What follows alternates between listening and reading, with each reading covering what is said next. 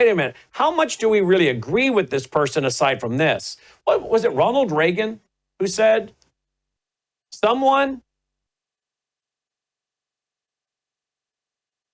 that agrees with you 80% of the time is not a 20% enemy? Well, when you're in talk radio, talk TV, write articles, whatever, you're going to get feedback. And I've been hearing from some folks that are expressing their concerns are getting nasty emails. Why? We agree probably more than 80% on the big issues. We probably agree 90%, 95% on the big issues. For those that are trying to set a trap for President Trump, I don't have a lot of tolerance for them. To the European leaders that want to get us into a war with Ukraine and Russia and drag us into that, I don't have tolerance for that. But there are some good-hearted people in the MAGA movement that have, well, their convictions about what they're seeing right now, and they're sharing them. And isn't that really what we should be doing? Debating these very important issues that impact all of us and potentially our children, our grandchildren, and debating them in the arena of ideas without writing each other off forever. Because guess what?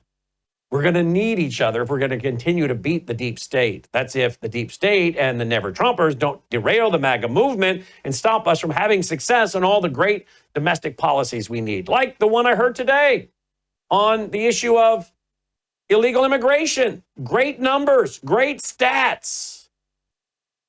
They don't want these things to continue. They don't want to see Donald Trump create an alternative to the Federal Reserve System. There's so many things that he has set out to do, they don't want him to do. And he's not even been in office for his second term, 6 months. And it looks like some of the never-Trumpers, the uniparty people, the neocons, the war hawks, whatever you want to call them, are trying to lead him right down something that will divide and maybe destroy his movement to get what he needs done. So let's debate. Let's have our concerns, our theories, but let's not let them have us turn on each other when we agree 80 to 90 to 95% of the time. I disagree, and you can do it with great passion and even emotion. But don't fall for the trap, which is to stop the historic opportunity to actually make America great again. Joining me now is Anni Cyrus and David Pine. Guys, welcome back to the broadcast. Thanks for being with us. Thank you, Brannon, for having us back. Just a quick comment by each of you on my opening monologue tonight. Have you guys noticed that a lot of the people pushing President Trump into going to war in the Middle East were people that didn't have anything nice to say about him and were never Trumpers? Have you noticed that? And it has me wondering, are they trying to set up President Trump in his second term, particularly with all the great initiatives he has laid out that would just neuter the deep state, like the Federal Reserve and so much more? Well, I think the neocons love war. And so if Trump decides to be a neocon warmonger, they'll welcome him with open arms. They won't be never-Trumpers anymore. But the reason they were so opposed to Trump is because he promised to end the wars. He promised to end the forever wars, to pull our troops out of the Middle East, to end the war in Ukraine with Russia, and to bring about a new era of peace through strength and international stability. Such as we haven't seen since the Reagan era, or shortly after the collapse of the Soviet Union. I think they're friends of convenience. I think that Trump will find that if he were to switch back the America First position, they would stab him in the back. They can't be trusted, and unfortunately he's got some very prominent neocons in his own administration, including Rubio, Kellogg, Ratcliffe, Waltz, and others. We come back, I want to get Annie's response and then go to this. What was this gigantic mushroom cloud popping up there in Tehran tonight? We'll get to that. Lots of clips tonight and analysis. And then Jay Von Fleet, born and raised in China, will give us her thoughts on what China's up to. And Nick Helsher and more. Don't go away. I'll tell you one little quick story. We had a Worldview Weekend client who lived in California, lost their house. Very wealthy guy. He didn't use Bitcoin. He came over here, drove to Arizona, with $286,000 worth of his gold because he had no money and no house available. His bank was shut down because he couldn't have access to his bank account. Was this during the fire? Was this during the fires? During the fire. Didn't have his driver's license. He lost it. The state wouldn't give him a new license because he had no active mailing address.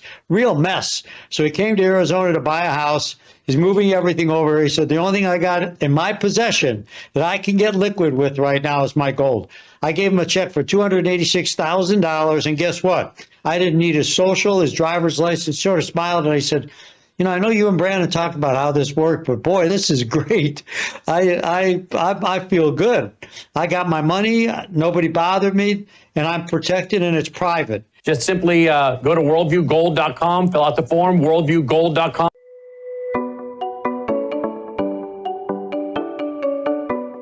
Introducing the Sentry Wellness System, the ultimate undersink water treatment solution designed with you in mind. Say goodbye to harmful toxins and hello to water enriched with essential nutrients like calcium and magnesium. Enjoy the benefits of increased pH for on-demand alkalinity, all from a zero-waste system that fits seamlessly into your home. Installation is a breeze, taking just 15 minutes, so you can have clean, healthy, great-tasting water straight from your tap. Perfect for apartments, homes, rentals, and even RVs. Elevate your hydration and well-being with the Sentry Wellness System because you deserve the best in every drop. Sentry H2O. Tap into wellness. All right, welcome back. Glad you are with us. By the way, I just noticed they were playing that promo on the water filter. That's 2 weeks ago yesterday. 2 weeks ago yesterday, my wife picked these hydrangeas and put them in this vase or vase. I don't know. It looks like a milk jug, glass milk jug. But anyway, 2 weeks ago yesterday, look how beautiful they are. That's because it's in the water that's filtered. There's no chemicals in there. There's no poisons in there. It does it for these flowers. What's it do for you? Or for beautiful Dolly, who drinks that wonderful filtered water. Worldviewwater.net to get yours. I shower with it, which is how I got this thick hair back, along with the Bella Grates, of course. Worldviewwater.net. It's a combination of things, I'll tell you that. Anni Cyrus, liveuptofreedom.com, liveuptofreedom.substack.com. Annie, my opening monologue. We don't know what President Trump's going to do yet. We don't know. We don't know if it's just going to be fly in with a couple bombers, take out that nuclear facility and exit stage left. I don't know. But I do believe that the people have got to stop turning on each other in a way that we can't repair those bridges and work together. And I see some people coming down on whether it's you, me, David, Leo, others, because we have views and opinions, and they just get so personal and upset. I'm not listening anymore. You're anti-American, you know? I'm like, come on. You know, we can express our views and opinions, and if we agree 90%, 95% of the time, that's pretty good. What say you, Annie? It's actually interesting you say that. The recent messages I'm receiving are so filled with love. I'm being told to go back. Why don't you go fight for Iran? I'm like, are you not reading my content, or is this the accent getting in the way? When did I ask us to get involved with the war fighting for Iran? I didn't even ask for us to get involved. I've been opposed. I'm like, we should stay out of, like, don't send our troops there. However, on some new developments, I cannot confirm. It has been confirmed by 2 reliable sources, but not enough reliable for me to say for sure. But I will put a scenario on the table here. There might be no choice for President Trump to actually does get involved with this war, because the big promise we've been hearing about looks like there's satellite footage is confirming that IRGC has started putting mines around Hormuz. Oh, boy. Thank you. So there might, as much as I think this is their desperate attempt of bluffing and trying to rattle some channels, but if that is what I've been seeing, and if they do blow up our bases or our ships, then I think President Trump will go in as retaliation, because he's been pretty firm on, if you attack us, if you attack our bases, our soldiers, we'll come back in. So let's keep that in mind as a new possibility. Now, that being said, let me just separate there, put a pin in the rest of that. Sure. For those who don't know, the Straits of Hormuz, that's got shipping coming through there with oil and energy. And David, that could cause fuel prices to go really high at a time again where where Trump's economy is starting to take off and get better, and inflation is down. I mean, he hasn't even been in office 6 months. Again, this kind of thing can help disrupt his success, not to mention what it'll do to other people in other parts of the world, right? That's right. Yeah, a U.S. war with Iran could cause potentially a global recession, certainly a recession here at home with sky-high fuel prices, perhaps causing them to double. There's all kinds of different things that could happen. As I mentioned on one of your last programs, Russia warned of uncontrolled global escalation if Israel bombed Iranian nuclear sites. And then after the war started, they warned of regional nuclear escalation between Iran and Israel. And just tonight, we heard IRGC TV reportedly stated that they're going to have some kind of spectacular demonstration that will be remembered for centuries. And I'm just speculating, but it sounds like they referred to an above-ground nuclear test. I'd love to hear what. Well, there are rumors. There are rumors that some kind of 4.2 earthquake has been felt. Again, I can't confirm that, but I am getting 5.2. 5.2. 5.2. Yes. What do you think that means, Annie? I strongly believe that was not an earthquake, especially because the area on the map, when you look at it, it's not earthquake-prone area in Iran. It's kind of the same as the story of Bam. I don't know if your audience remember in 2007, there was an earthquake that literally flattened the city of Bam in Iran. And it was supposed to be an earthquake until 5 or 6 years later, IRGC said, no, it was us doing a test and proving to you we have back then 72 million hostages in this country. So I think this one, the 5.2 one that was just reported, could have very well be a test. And of course, we also have a video out today of Iran. Were you about to mention this? Yes. Here they are caressing a missile with a nuclear symbol on it. So again, more of a threat here. And also remember, starting this morning, well, I should say late night, last night, our time, morning of Iran, Supreme Leader isn't in charge of the country. It's not Islamic Republic no longer. It is IRGC Supreme Council, which, as I mentioned earlier on your radio, that means they don't have to follow the Sharia fatwa of the Supreme Leader, which means if they want to use nuke, they can, because he's not there to stop them anymore. All right. I know I interrupted you. Was there anything else you needed to say? No, I was just going to say I agree. I understand emotions are, trust me, I understand emotions are a little crazy. Trust me. But if I can't handle mine, everybody else can too. And the reason you're saying that is because you grew up in Iran. You were thrown into Sharia jail for not wearing your hijab or letting your hair come up underneath your hijab and skipping and singing. And then you were sold by your own dad, a much, much, much older man. So again, you have a whole history back there. And what you're saying is if you can go through all this and deal with this and handle all this, then we can all control our emotions as well. Exactly. It's such a hard spot to be in. Like before it has happened, Brannon, when I came on your show back to back reporting on uprising in Iran, and it was just my heart bleeding for my people who were being killed by the hands of regime. But today, my American side is worried we're going to get involved with this war. My Iranian side is happy, but at the same time worried. My Christian side stands by Israel. So if I can handle all of that, stay level-headed somewhat, report facts, every American should just take a deep breath and realize, regardless of outcome of tomorrow or tonight or a week from today, we are still a nation that needs to survive. Yeah. We can't keep allowing every single policy of every single politician breaking us apart and farther from each other. One day we might need to face the enemy for real. And if we're this divided, we're just going to kill each other before the enemy gets here. Which I think is part of the goal, is to have us divided and in some kind of civil chaos before that. Speaking of politicians, now, I'm pretty strong on my statement that obviously I'm for the Jewish people. I'm for the Jewish state. I mean, I was doing seminars in 2017 and 18 called Holocaust Horizon, warning about the rise of anti-Semitism. I've been teaching Bible prophecy and things like that for a long time, and what God's plan is for the the Jewish people. I've been reminding everybody about the Holocaust and the history and the ideas and the philosophies that created that. I stand with the Jewish people. But as I always say, that doesn't mean I stand with the Israeli government all the time. For Pete's sake, I don't agree with my own government a lot of the time. So I'm for the right of the Jewish people for their land and to defend themselves, right?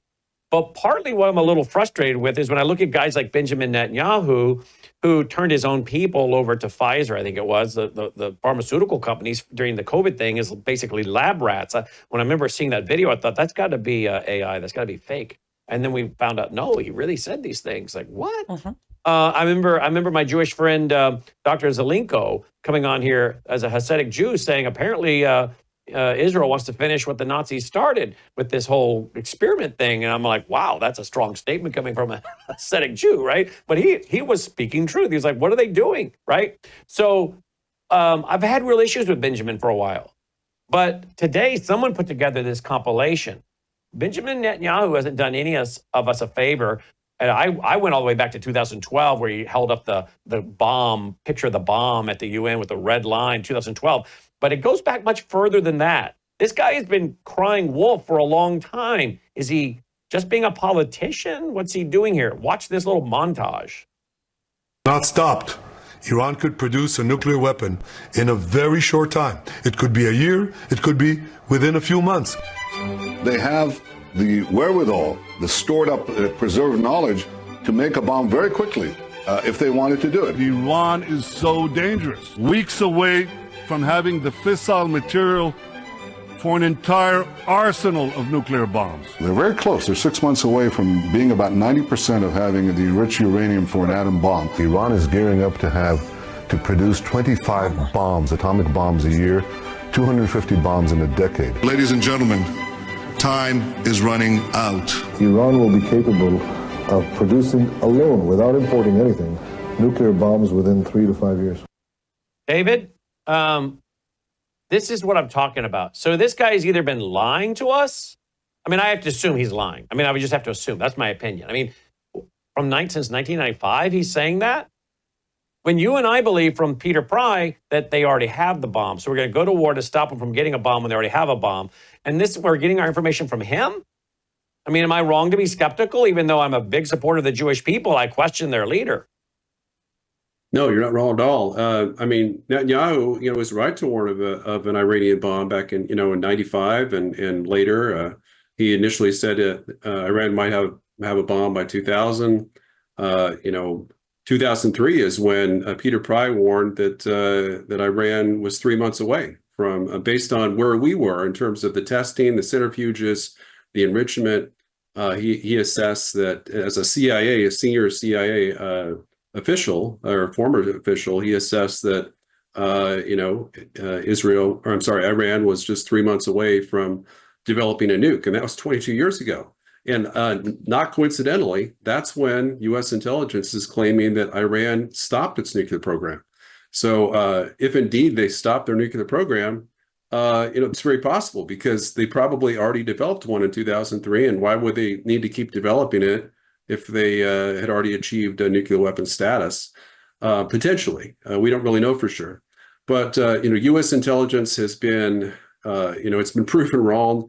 Virtually in every instance since Pearl Harbor. They failed to predict pretty much everything other than the Russian invasion of Ukraine. So we really can't trust U.S. intelligence assessments. That said, Iran likely has had a nuclear bomb for a decade or thereabouts. Could be less, could be a few years, or it could be a couple decades. Either way, they haven't used it. They've likely had a nuclear weapon, a nuclear arsenal of maybe a dozen or 3 dozen nuclear weapons, much smaller than infinitely smaller than the U.S., many times smaller than Israel, and yet they've been incredibly deterred from using their nuclear weapons in an act of nuclear aggression by far superior nuclear arsenals of the United States and Israel. So if that's the case, they don't really pose much of a nuclear threat to us.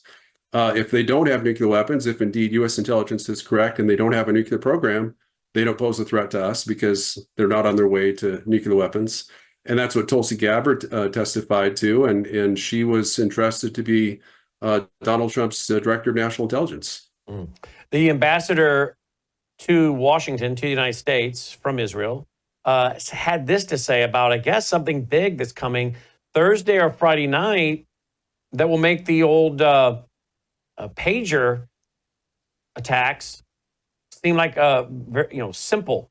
That's what he said. Listen. We've pulled off a number of surprises. When the dust settles, you're going to see some surprises on Thursday night and Friday that will make the beeper operation almost seem simple. We've pulled up. Wow. Annie, what do you think that's going to be about? That has me very curious. Honestly, I can't at the moment think of anything after the last 5 days. By the time we get to Thursday, being it a week, I really can't think of what it could be unless they have a way of, taking out what's left of IRGC personnel of IRGC, considering they are in charge right now. But to be honest, I am drawing a blank as to guessing what could be. But I will agree they have. And if I could add something to what you said, Brannon, and on most of the time, me and you were on the same page. But I would say the way this video was made, I think it would have been a better editorial format if they did it from 98 to today rather than today to 98, because it seems like he's repeating himself. But then, yes, if he's repeating himself from 98 to today, then he's not necessarily manipulating information. He's doing the best to guess. And that being said, now, please know, as you know, Brannon, I disagree with Netanyahu 95% of the time, including what he did during COVID. But when we bring this up, we also should bring up that our own leader, President Trump, has in last 5 days not said anything, and whatever came out on his behalf has been one way or another, one way or another, one way or another, one way or another. So I guess it's just the way leaders work nowadays. They just keep changing what they were saying. Yeah. I figured I should be fair saying, if you're pointing out Netanyahu, now I know the claim, or as Leo said last night, this war was promoted as the goal is to take out the nuke, but let's also give Israeli government, Netanyahu, IDF, the people, give them the grace that they have tolerated bombing and jihadists and blood and absolutely life with no predictability, including planning a simple wedding could be canceled because they have to go into their, bomb shelters for 46 years. So even if there is no nuclear bomb, which I think it is, and even if IDF doesn't get the nuclear facilities, I'm okay with it. Did they put a wrong banner on the reasoning behind their war? Maybe. But at least they're doing the entire world a favor by doing what they're doing. And my issue, too, as you know, Annie, is our schizophrenia, here with the foreign policy versus domestic policy. Iran's an existential threat to Israel. They need to respond, let them respond. But yet, we now may go get help to them, give help to them. But we have the same existential threat here, as I've said, with some of these mosques and imams talking about overthrowing us and death to America. And they're right here. And our own government's funding some of them, for Pete's sake, through NGOs and other things. So we've got to get on the same page with the threats facing us here, and then, deal with the threats overseas if necessary. But I don't want to see us with boots on the ground or involved, as I've said again. Sell them equipment, give them some intelligence. But we've got a lot to take care of here at home. Come back, we'll wrap it up and get to Givon Fleet. Don't go away. True beauty isn't applied. It's nourished from within. Bella Grace Elixir, a luxurious, scientifically crafted blend designed to restore radiance, vitality, and strength at a cellular level. At the heart of Bella Grace Elixir lies cat's claw, a powerful herb from the Amazon known for its ability to control inflammation and protect collagen. With Verisol collagen peptides, it goes beyond the surface, stimulating your body's natural collagen production to reduce fine lines, improve skin elasticity, and promote real, visible change. Bella Grace Elixir doesn't stop at collagen. It includes astaxanthin, one of nature's most powerful antioxidants. 6,000 times stronger than vitamin C, astaxanthin protects your skin from harmful UV rays and environmental stress, while locking in hydration and promoting a radiant, youthful glow. Experience the power of nature with Bella Grace Elixir at melissahousebg.com. Discover the science behind Bella Grace Elixir at melissahousebg.com. Read powerful testimonials from doctors and real customers who've experienced life-changing results, and explore other wellness products from Bella Grace. Bella Grace Elixir is more than just a product. It's a solution. Visit melissahousebg.com today.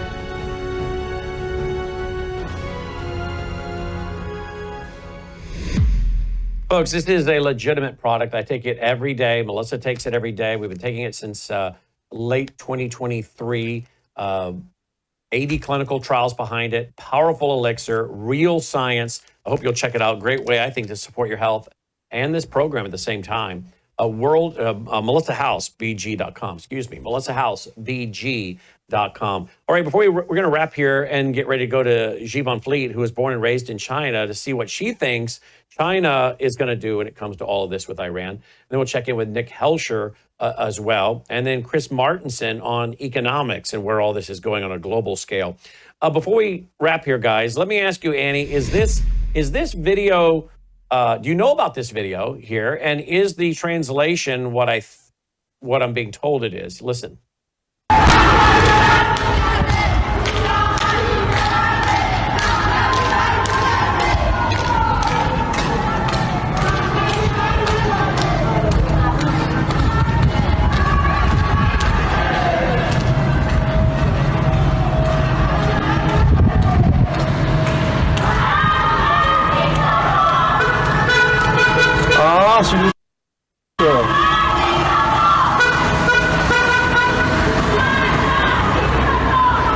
What are they saying, Annie? The first chant is they're mocking Khamenei in bunker, hiding. And then after that, they're matching the rhythm of the car honks with death to dictator. So I was laughing. The first part was very funny. So many people in Iran are ready to be free. Yes, and that's the thing. Again, not to constantly defend Bibi Netanyahu, but this morning he did an interview on Channel 14 of Israel, and he said, "I can guarantee you, 80% of Iranians are ready to be done with this regime." And you've heard me give that number on your show before, 75 to 80%. He's really informed as to what people want, and on that I respect. And yes, 80% of people are done. They're ready. And it's not just they're done. Since your radio until now, I released another Substack. A Nation Calls, A Sun Answers. The return of the sun, referring to Crown Prince Pahlavi, that when he released his video today of literally openly telling people there's a plan, you just go ahead and do the uprising, we got the rest of it covered. They're not just done with the regime. They're done with the regime, and they are ready for they already voted for the next government. This is as stable as it's gonna get for either a color revolution, for a coup d'etat, or an uprising by people taking advantage of the move made by Israel. And that's why I keep saying, even if we do end up, and again, I want to be very respectful. I have said it. I have never served in any department. I don't have any technical experience when it comes to war and policies and politics. However, Brannon, in the last 5 days, I have not been wrong in a single what's next. And on that, I can guarantee you, even if we do get involved, which I hope we don't, this is not a war you've seen with Afghanistan, Syria, or Iraq. I guarantee you. It's not going to end up there. Maybe it takes itself elsewhere, but I guarantee you we're not going to be in Iran for 20 years and our soldiers are not going to be killed by hands of Iranians. I can guarantee you that. David, in conclusion, if President Trump says, look, guys, I'm going to send in a couple bombers, we're going to take out this nuclear facility. I said they couldn't have a nuclear weapon. I meant it. We're going to go in, we're going to take that out, and that's it. We're not going to get involved beyond that. Does life go on? Or does that take it to a next level? does Russia and North Korea and China decide, yeah, this is not worth it, and stay on the sidelines, and life goes on, and we're all like, that worked out pretty well, and this is all mute, or not? Well, if the U.S. bombs Iran, it does pose an existential threat, of escalation, uncontrolled escalation, as Russia has warned, to the U.S. However, a more limited strike against just one target, maybe we pre-announce it. This is like one and done. Maybe we could get away with that. I don't think that's what Trump's envisioning. I think, what he's talking about is a massive bombing campaign of 1 to 3 weeks. In that instance, the risks are much, much higher. I don't see that Iran would go to nuclear escalation off the bat. In fact, I don't think that they'd likely go to nuclear escalation at all. I do think that there's probably the biggest risk to the U.S. would be a massive cyber attack on the U.S. homeland that could really shut down our country almost as effectively as a super EMP attack, not quite, but could have the same devastating consequences, mass starvation, loss of power for months, if not permanently. We don't really know. We know that Iran has substantial cyber offensive capabilities, not on par with the U.S., Russia, or China, or North Korea, but probably pretty close. Well, speaking of North Korea, we just see the Secretary of Russia's Security Council arriving in North Korea at the orders of Putin. That was an unannounced trip, I'm told. Yeah, I mean, all the countries are consulting. I mean, Trump had meetings that I heard with Russia and China earlier today in terms of quick meetings to discuss perhaps what he's considering and try to gauge with their reactions and see how vehement they are against it. Hopefully that put a little bit of fear of God in him, and they were really forceful in saying that this could lead to World War III, because he just doesn't seem to have a good grasp of reality at this point. I've praised Trump pretty much his entire presidency, but this is a turning point for me. If he follows through with this and takes us to World War III, he's going to have a really poor presidential legacy minimally. And as we discussed earlier on the phone, we could see a massive rejection of the Republican Party that could be transformational, where the Democrats are a permanent majority because he decided he wanted to be a war president and go to war for Israel against U.S. national security interests. Wow. Brannon, can I quickly ask a question? Yes.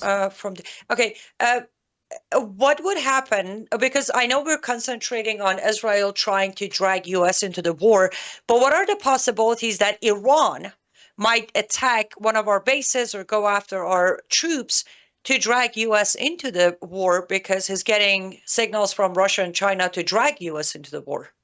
What would be the scenario then? Is that a question for me? Yes. Yes, sir. Sorry. Okay. So I don't think Russia or China, well, I think China certainly wants the U.S. and Iran in a full-scale war. I don't think Russia does. But there was a report earlier today, unconfirmed, that 3 Iranian missiles had hit a U.S. base in northeast Syria. And I was concerned that Trump might use that as a pretext to start bombing Iran. I don't know if that's been fully verified. I'd have to check it out. But yeah, certainly there's a risk that China could encourage Iran to follow up on its threat to engage U.S. military forces in the region directly.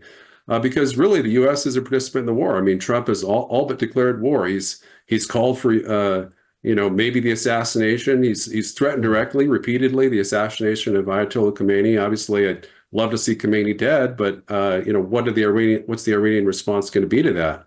And now, of course, he's not even the supreme leader. I guess it sounds like he's abdicated to the IRGC for the duration of the conflict. So.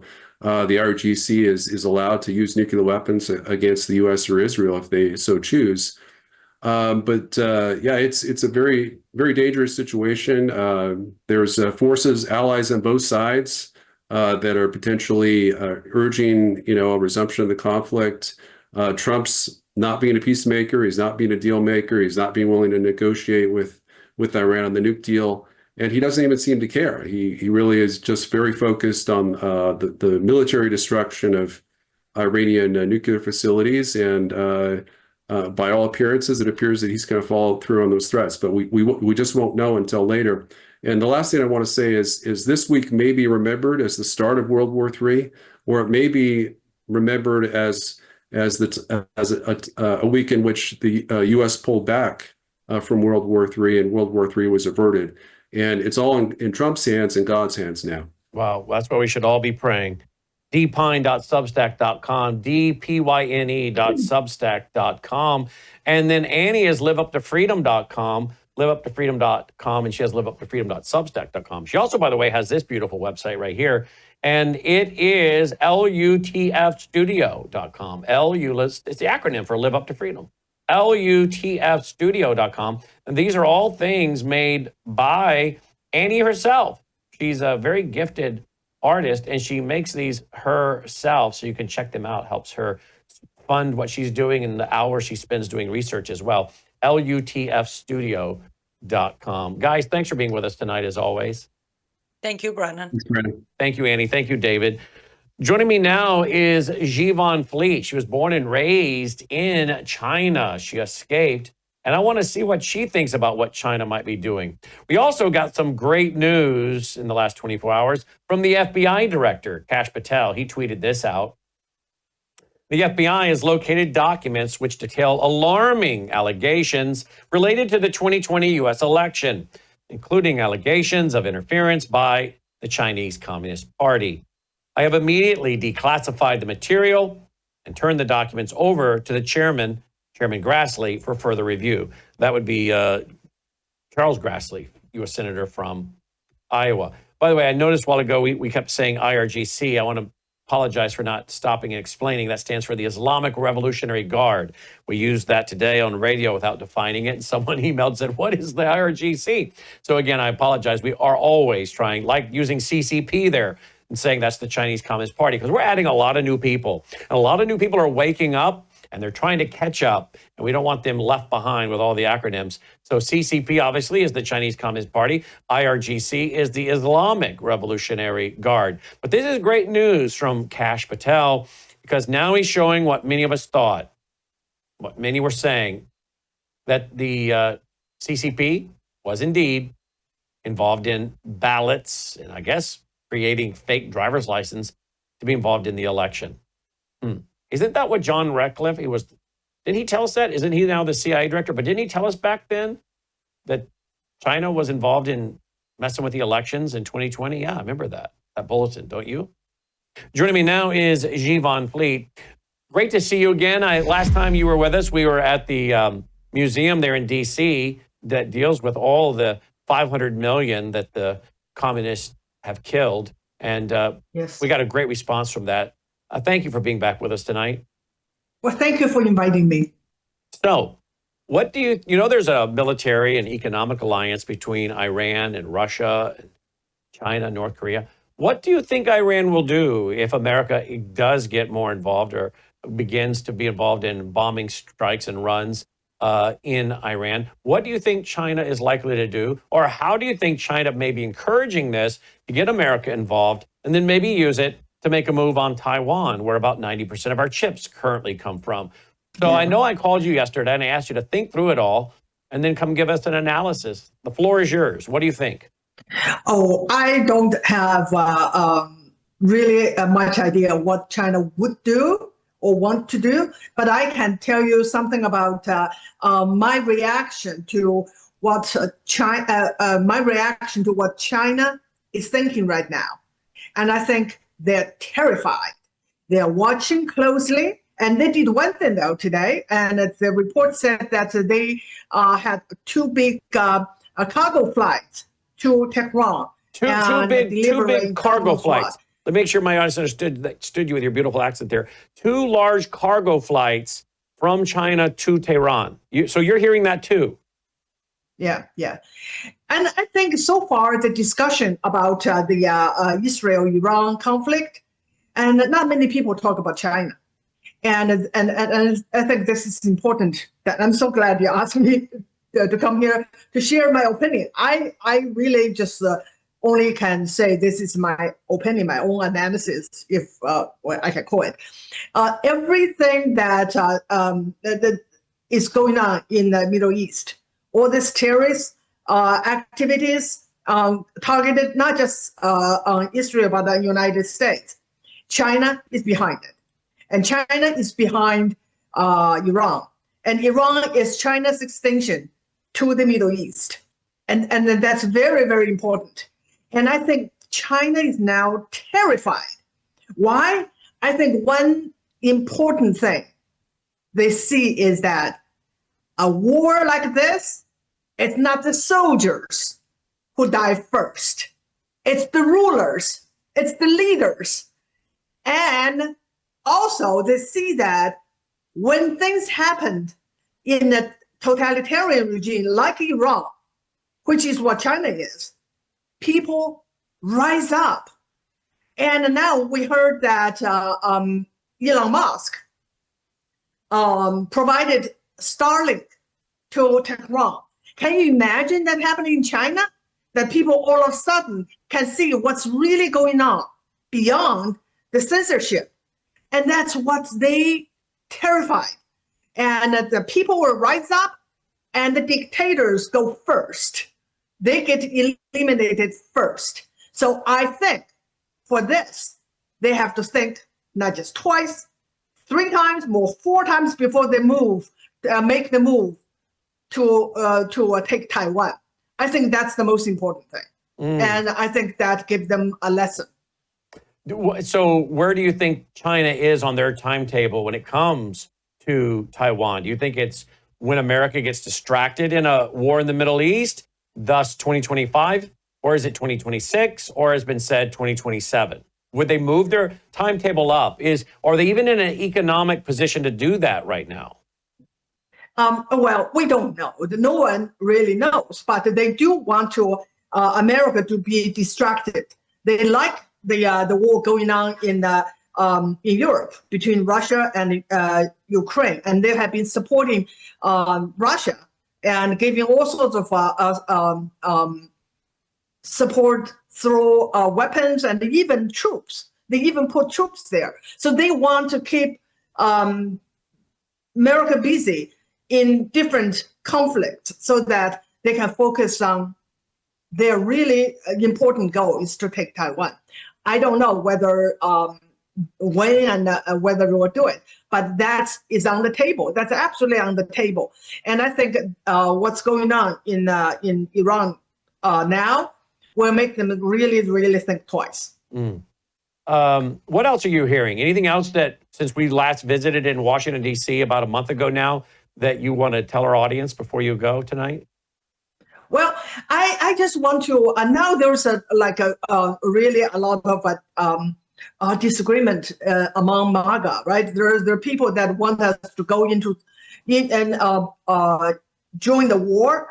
And there are some said, no, we should not have nothing to do with it.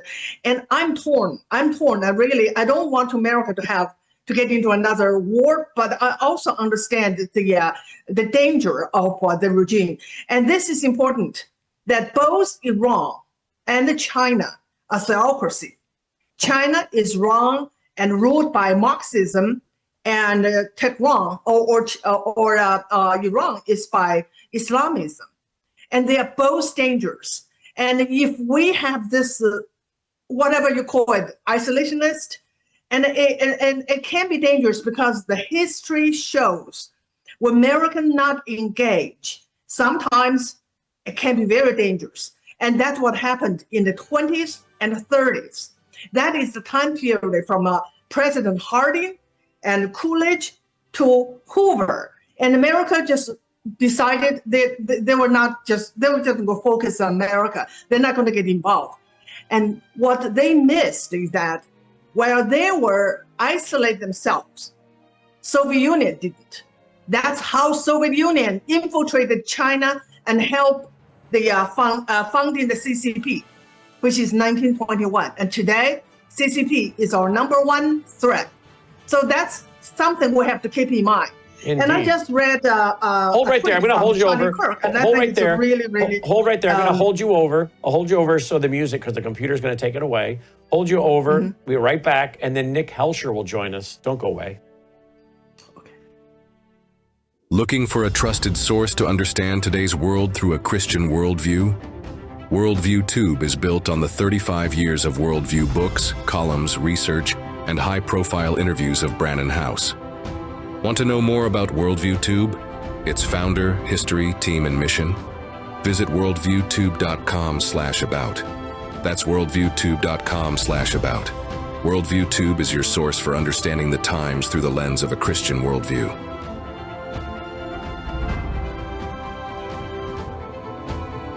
We live in uncertain times. In fact, we live at a time when our own governments all over the world are warning us that there could be big problems with our power grid.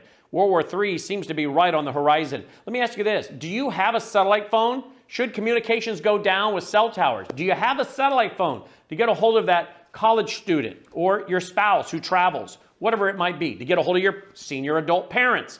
We have satellite phones at worldviewtalk.com, and you get the satellite phone for free when you sign up for their very reasonable payment programs for the service. Sign up for the service with a reasonable contract, get the satellite phone for free. Worldviewtalk.com. You'll also find they have, well, what I now have, which is a solar generator. Yeah, I have a gas generator, an LP propane generator, but what if that goes down? I want to back up to my backup. So I now have a solar generator as well. You'll find them at worldviewtalk.com. Check it out today, worldviewtalk.com. And welcome back. Glad you were with us. I have my satellite phone. I got it from Tina at Worldview Talk, the CEO of Worldview Talk. You can get one as well. You can get solar generators. I have the Delta Echo 400. You can get the bulletproof backpack. I have one right there in front of that camera that I'm looking at right now. Literally, that thing is big. And you can always use it as a little bit of a shield. It has been tested. It has been tested. It's a bulletproof backpack. They have so many things there at Worldview Talk. I highly recommend that website to you, worldviewtalk.com. I was just told during that break that somebody just bought 6 of these Israeli-made gas masks. Yeah, I have these. I have one for every family member. I also have some for the guys in the control room. I don't know what the times will hold. I do remember there was even a train derailment, remember, in Palestine, Ohio. And if you had to get out into that, the wind was blowing your direction, you had to get out of town, you're probably going to want to don one of these to get out of town, right? So we have all kinds of things. We have freeze-dried food. I have about a 2-year supply for my family because if I need to, I want to barter with it. We have all kinds of supplies there at worldviewstore.com. It's not a joke, and you don't have to buy it from us, but I urge you to be prepared. Be prepared, folks. But if you do buy it from us, it does help our budget. We got to bring in about $40,000 a month to keep this network going. And that doesn't count my salary. That's just my operational costs, folks. So we do appreciate you doing business with us when you can. But if you want to buy it from someone else, go ahead. I would just suggest you get these things. But we do have a website we put together in 2016 because our audience asked for it. Like, well, what do you have? What did you get? Where'd you get it? I said, well, we'll just build a website and work with the companies we bought stuff with. So we did. It's there, worldviewstore.com. Jivan Fleet joins me, author of Mao's America. She survived the Mao Revolution and escaped from China and has made her home here. And she's warning Americans about too many similarities between what she saw in her home country and what she's seeing now. You mentioned that we got to stay ever vigilant. I think Lenin said before he died, we'll take Eastern Europe. We'll take a big chunk of Asia, Eastern Europe. We'll surround the United States, and then we'll collapse it from within. And I think a lot of that's come true as communism has spread. Of course, people like John Wayne, Jimmy Stewart, Ronald Reagan, so many tried warning about this, during the 70s, 60s, and 70s, and they got called all kinds of, horrific names. But reality is, you said two groups, the Islamist and the Marxist, the red-green axis, they are working to collapse us from within. And I give it all the time, but I want people to memorize it. Carlos the Jackal, a terrorist, a jihadist, said, only a coalition of the Islamists and the Marxists can bring down America. I'm very concerned that we're not paying attention to that here. We're paying attention to what Iran is doing, their Islamic regime, what they want, death to America, death to the Jews, kill the Christians, kill them, right? But we're spending all this money now putting military assets into the region, but yet we have NGOs and our own government funding some of these mosques and these communist groups We're funding them ourselves, and they're not over there. They're right here. Isn't that what you've been warning about? That these groups are right That's here exactly on our what I'm homeland? warning. Yes. Yeah. It's the enemies within. Yeah. And it's now just look what's going on now. And I just saw a tweet from a congresswoman, a Democrat, of course, and they're just accusing Trump for hurting these civilians. Because Trump said, get out of Tehran. He wants to protect the civilians. But that is what we are having. So they attack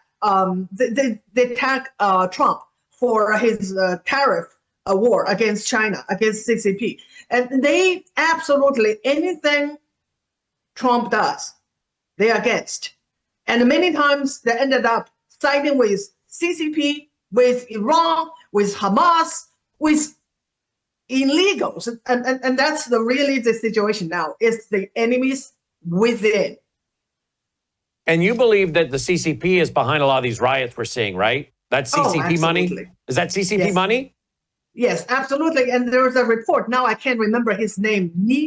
Singham? Singham. And he's a billionaire. Singham. Singham. Yeah, Singham. Yeah. Yes. And he made his fortune in China. He's absolutely 100% CCP's agent. He lives in Shanghai. He lives there right now in Shanghai. Absolutely.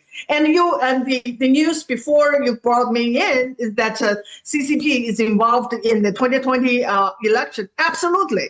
Absolutely. They were printing. I knew it in 2020 because there was a report within the WeChat, it's the Chinese social media, about printing, about some local printing shop got a order from the US to print the ballots. And so, but no one reported. So it's an old news for us. And also, where do you think that the mail ballot thing came from? From the COVID. Who brought the COVID for us? It's CCP. You think it's just happened that time? I don't believe it. I absolutely don't believe it. I think its time is absolutely planned. And the goal is to interfere and stop Trump from winning. CCP is behind everything. Absolutely everything. And domestically or internationally. CCP is behind all the conflict, all the riots, all the social unrest. You can find the CCP. That's how bad CCP is. So when we talk about Iran, never forget the CCP. 100%. Mao's America, my friend Xi Van Vliet. Can they get I know they can. They get the book at Amazon. Just go there, type in Mao's America and order it right up. Oh, great seeing you again. Thank you for being with us tonight. Thank you. I'm gonna have you. Bye. We're gonna have you back. We're gonna have you back. Xi Van Vliet. She was just with us in D.C. We were at the Anti-Communist Museum. Did you know there's an Anti-Communist Museum? Well, there is. Very educational, and you should go. It's not a very big museum. It should be much bigger. They need the funding to make it bigger, but it was very educational, and they were gracious to us. They let us bring in our cameras and set up and interview her there, and we're gonna be having her back. All right, joining me now is Nick Helsher. He is the director of the McCullough Foundation, Tennessee Funeral Directors. That's right here in my home state. Tennessee Funeral Directors. Their association confirms white fibrous clots are real and prevalent. I bet you that has something to do with that mRNA COVID shot. What you bet? Nick, welcome back to the broadcast. Thanks for being with us. Thanks for having me. Well, that's in my home state of Tennessee here. Tell me about these white fibrous clots. Yeah, well, former U.S. Air Force Major Tom Haviland actually has been conducting global embalmer surveys for the past 3 years. And he has identified among all the embalmers across the world that a majority are in fact seeing these white fibrous clots since 2021, since the mRNA injections rolled out. And most recently at that meeting, at that Funeral Directors Association meeting, he confirmed in person with all these embalmers that they do indeed see these white fibrous clots. And so it's not just on paper in these surveys, it is in person. And they are concerned. The embalmers don't know what they are, but recent and an in-depth analysis over the past few years by Dr. Kevin McCairn and his team has identified that these are likely amyloidogenic, which means these are likely misfolded proteins that have the potential to be infectious, which means that they are exert prion-like activities in that they may be propagating throughout the body. And as one protein misfolds, it can induce other healthy proteins to also misfold. And that's what appears to be what these long clots are. They're not blood. It is a result of the modified spike protein that has not only been released from the biolabs in Wuhan and likely also in America, but also from the mRNA injections themselves. Let's talk about some good news tonight. God forbid we have some good news, right, Logan? We need some. Robert F. Kennedy. Yeah, we do. Robert F. Kennedy Jr. He just cleaned house. What did he just do? Yeah, RFK just wiped out, completely wiped out, hit the reset button on the ACIP panel. They've been compromised since the 90s. That was confirmed in a... What is that panel? That's who decides the vaccine schedule and what kids get? Yeah. They're the ones who so when you see like the CDC recommended immunization schedule, ACIP's the one who recommends what vaccines people should get. So it's a breath of fresh air that they've been wiped off. All these compromised people, all 17 of them, now with people that appear to be much more not captured at all by the biopharmaceutical complex. So we should see a positive change there. But unfortunately, we do still see the FDA as being compromised in their recent approval of death spike, or in other words, next spike. But next means death in Latin. Wow. Okay. How about this one? 4 independent sources confirm that Pfizer, Moderna, mRNA can integrate in the human genome. What does that mean for us lay people? Right. So when the mRNA goes in to your body, when it goes into the cell, this has now been identified in the test tube to integrate into your DNA. So basically, it'll turn into DNA and just basically be a part of you forever. And that's what appears to be the case, not only from the study by Alden and colleagues that showed it in a human liver cell line in the test tube, but also now we do see it in real-world patient data. The Inmodia lab in Germany has detected Pfizer mRNA, Moderna mRNA, SV40, so this DNA contamination, as well as spike years later, years after vaccination, in deceased subjects' tissues. And then we have Neo7 Bioscience in collaboration with University of North Texas has identified very, very bad molecular signatures, which are in vaccinated individuals that are indicative of a persistence of this mRNA and reverse transcription. And so the data is pouring out now. It is definitely possible. We do believe that in some individuals, this Pfizer or Moderna mRNA is basically being integrated into their own genomes.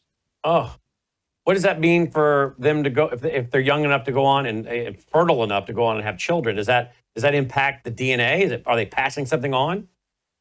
Yeah, we're not sure at the moment. Testing needs to be done, but it is a possibility that this DNA can end up in the offspring, and this offspring will be producing this toxic Wuhan spike protein as well. We hope that's not the case, but it very well may be. Testing is needed. Look at this. This is the Brown Institute. Top FDA official admits she refused the COVID-19 vaccine while pregnant. Wait a minute. Did she come out and tell everybody that? While the FDA was pushing it on pregnant women, she was there. Did she tell everybody, oh, by the way, I'm not getting it while I'm pregnant? Did she do that, Nick? No, she didn't. She failed to do her job as a public servant in the FDA to protect the population. She protected herself, right, and her own child. But it appears she could care less about the thousands of pregnant Americans that she recommended still and didn't say anything for them to still get the mRNA injections, knowing well that they were dangerous. And so this is a very bad thing. All these people. Is she sorry about it? Is she out speaking about it and saying, "Hey, I made a mistake. I didn't do this"? Is she repenting of this or not?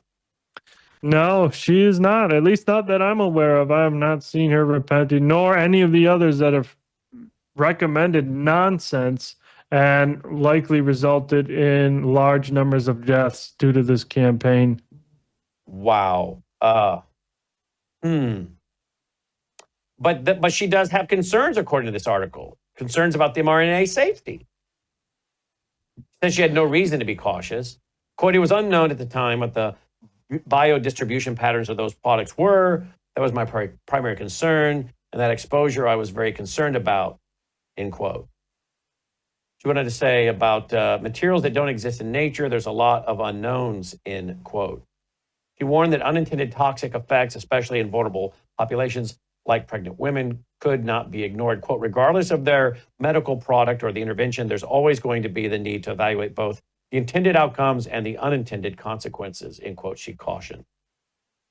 She said concerns echoed those raised in 2021 by the Canadian immunologist Dr. Graham Brittle, who first exposed the internal documents from Japan's regulatory agency showing that these LNPs didn't remain at the injection site but traveled throughout the body and accumulated in organs, including ovaries, liver, spleen, and bone marrow. At the time, Brittle's warnings were aggressively dismissed. Well, weren't a lot of warnings back then, right, Nick?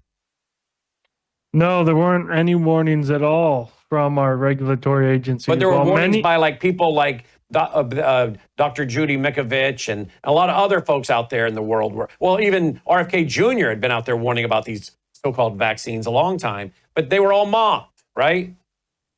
Yeah. Oh, many people were warning, but it was all kind of contained into alternative media. It was censored off of formerly Twitter, right? It was censored off of Meta platforms. And so it was hard to get access to that info. But yeah, concerns were raised, but our regulatory agencies ignored all of them, intentionally hid concerns, and just failed completely to do their duties.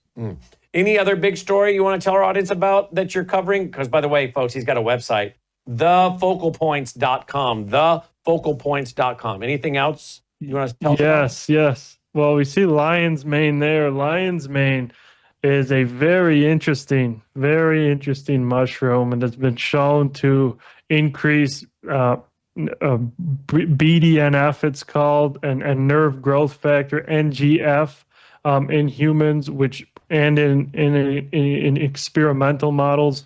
And so what that means is this can actually promote neuron growth, promote brain growth, and this is showing promise in reversing neurodegenerative diseases, which now affect 43% of the global population, and is now being fueled by the neurotoxic mRNA injections. And so we do need to find methods to start reversing this brain damage. And that is one natural compound, one very safe compound that does show promise in reversing this damage. But also, one more story is glyphosate, right? What's in Roundup, right? The world's most used weed killer. A study in rats, they exposed the rats to glyphosate at so-called safe levels allowed by our regulatory agencies over the period of 2 years. And the rats developed over 10 different types of cancer in all different organ systems, in their bone, in their brain, everywhere. And so they kind of just showed that indeed Roundup, all these pesticides, or particularly glyphosate-based herbicides, are indeed carcinogenic. It corroborates human data. And so these should be banned, right? Absolutely. People shouldn't be spraying this stuff. And, eat organic if you can. Don't consume these toxins. Thefocalpoints.com, thefocalpoints.com. Nick Helsher. Nick, as always, thanks for being with us. Thanks for having me. When we come back, we'll be joined by Chris Martinson, great guy on economics. Where's everything going economically? By the way, make sure you get your medical emergency kit. He works with Dr. Peter McCullough. Dr. McCullough has spoken for us many times, been a guest here many times. The emergency kit available at worldviewhealthcare.com. Make sure you don't have to go to urgent care. I got pneumonia. I didn't have to go. I took this last year. Stayed at home. Went to bed. Hello, I'm Brannon Howse. Melissa and I have been taking Bella Grace, this powerful elixir, since last fall, 2023. The results have been amazing. My hands would crack and bleed, deep cuts and cracks every winter for years. No matter what we did, we couldn't get them to stop cracking and bleeding. This year, I took Bella Grace, no cracking, no bleeding. My acid reflux, gone. Haven't had to take a Pepsid. My hair growth, the last 2 times I had my hair cut, the lady had to use thinning shears on my hair. That's amazing. We've also received incredible feedback from you, our listening audience, and the impact it's had for you. This is loaded with astaxanthin. That's a powerful antioxidant. Collagen, but top grade collagen. Studies show 95% of it is being absorbed in the body because of the way they develop it. Then we have something called cat's claw. That's an anti-inflammatory from a vine in Peru. It's the bark, and it's an anti-inflammatory. There are about 80 clinical trials on Bella Grace. Please get a subscription now and save. MelissaHousebg.com. We're not changing courses now. We are who we are. We're committed to the truth that we are committed to.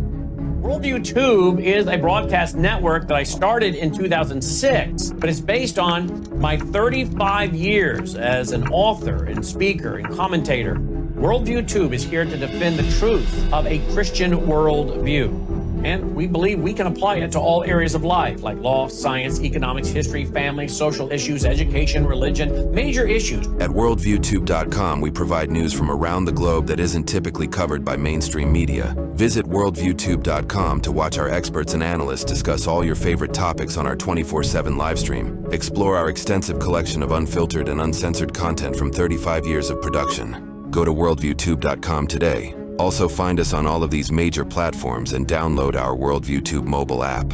All right. All right, welcome back. Glad you're with us. Before we go to a pre-recorded interview I did with Chris Martenson on economics. Yeah, we got a new format here. We're doing breaks. I know someone complained, Logan told me. But hey, guess what? We weren't bringing enough support. And we said if we didn't bring in enough support, we'd have to go to more commercial breaks or go to commercial breaks.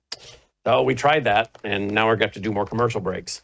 That's just the way it is. $40,000 a month, folks, we got to bring in just to cover the cost of operating the network. So there you go. Let's see. I got a care package. I'll just use his first name. He's from Iowa. Gerald sent me a package today. Now, Gerald, you here on radio know that I love history, and we're launching very soon maybe this week, our history channel. I say maybe this week because it all has to do with computers and IT people and cron running or Chrome running and this and that's got to knocking out cache and things I don't understand. And so things get delayed. But very soon we'll be launching a history channel because I love history and a lot of you love history. And we filmed some great stuff in DC. We've had our documentary come out about the attempted assassination of Ronald Reagan. Maybe you saw that when we aired it. We'll be airing it again. I just finished this week the script on, writing the script on the TV special we're doing on the home of Robert E. Lee, General Lee. So we'll be producing that soon. So we're going to have a history channel as well at worldviewtube.com. You guys know I love history, right? So the word got out, because I put it out, that if you have any old headlines, newspapers, send them to me. I'll frame them. Our control room is loaded with framed and matted historic papers. I have more to frame, like John Dillinger being killed, all kinds of stuff. Cool stuff. Well, a gentleman sent me a package today. That's a cover. That's a cool cover. Now, some of you probably have that one. That's not as old, but that's now almost 25 years old, right? So there you go. It's 24 years old, I guess, this fall. Logan had never seen it. So he's like, hey, that's interesting. And this was a cool one. One Giant Leap. Now, if you believe we actually went to the moon, which I think we did. I don't know. I think we did. 1969 is a great year. It's the year I was born. So he sent me the Dallas Morning News, August 13th, 1969. That's pretty cool. So I wanted to thank Gerald from Iowa for sending that to me. Of course, any of you that have those historic documents that you don't want, you can always send them my way. Our address is on our website at worldviewfoundation.com. We frame a lot of those, put them in our control room, and it's really fun to go in the control room, and they're from the top of the ceiling all the way down to the floor. And people love to stand there and look at all that. They don't know what they want to look at first. Do they want to look at all this amazing studio control room equipment, all these lights and buttons? Or do they look at the newsprints that are all framed? And it's about 50-50. Some go right to the shiny buttons they're flashing. Others, they're like, they don't care. They don't understand it anyway. But they love those historical documents. It's fun to show those people that and to have those. So thank you, Gerald. Appreciate that. All right. Now I did. Oh, by the way, don't forget about our fall conference coming up, October 3rd and 4th. That's a Friday night and a Saturday. And it's our 22nd annual national conference. We'll have with us this year Sidney Powell, Alex Newman, Gordon Chang, Andy Woods, Hadia, Chris Mitchell. He's from Chris Martinson, sorry, who I'm about to have on. I taped with yesterday. Mark Mitchell, who called me today. Chit chat with Rasmussen. What a lineup.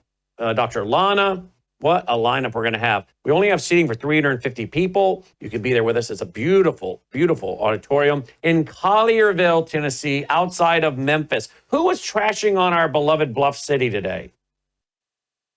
Stephen A. Smith. Oh, he's running for president, is he? Well, maybe he can help with the problem. Well, Logan said Stephen A. Smith was trashing on our beloved Bluff City today. So he said, you got to see this. So I listened, I watched. Apparently some of the NBA players don't want to come to Memphis. I don't understand. You don't live in Orange Mound, do they? Do those boys not get paid enough? Do they have to live in Orange Mound and Fraser? No, I think they can live in Collierville and Germantown, which a lot of them do, right? Yeah, a lot of them live in Germantown and Collierville, and they're fine. But he acted like they're going to have to live in Fraser or Orange Mound. What's another bad area, Logan? Those are the two everyone talks about. But that's like going into the really, really, really bad hood. You don't do that. That's where the problems are. A lot of you have come to Memphis. You've gone to the Peabody, to Beale Street. You know, everything's fine. You went down there for a Grizzly game not too long ago. I even let you take your mother. I didn't go, but I let you take your mother, and if I thought it was dangerous, I wouldn't let her go. Oh, yeah, you don't want to go to Raleigh. Stay out of Raleigh. Stay out of Raleigh. Stay out of Orange Mound. Stay out of Fraser. You're fine. Come on, Stephen. Whitehaven. Stay out of Whitehaven. Yeah. If I name off too many more places, they're going to think it's the whole cotton picking town. But it's really not. These are the trouble areas everybody knows to stay out of. So what I'm saying is don't let Stephen A. Smith scare you from coming to our national conference. We're in Collierville. We're not in Memphis. We're in Collierville, where we have a very good relationship with the police. I think my wife is even playing at the police chief's house tonight, is with his wife and a bunch of others playing. What are they playing, Logan? Bungo? Bungo? Never heard of it. I mean, I've heard of it. Don't know it. Never played it. So we have a great relationship with our police chief. We have a great relationship with our police officers. A couple of them were squad car guys, and now they're detectives. They traveled with us for years, doing security and driving with us. So our police department likes us. We like them. We support our local police, kind of like that great movie with James Garner, Support Your Local Sheriff. Remember that movie? That was 1969, I think.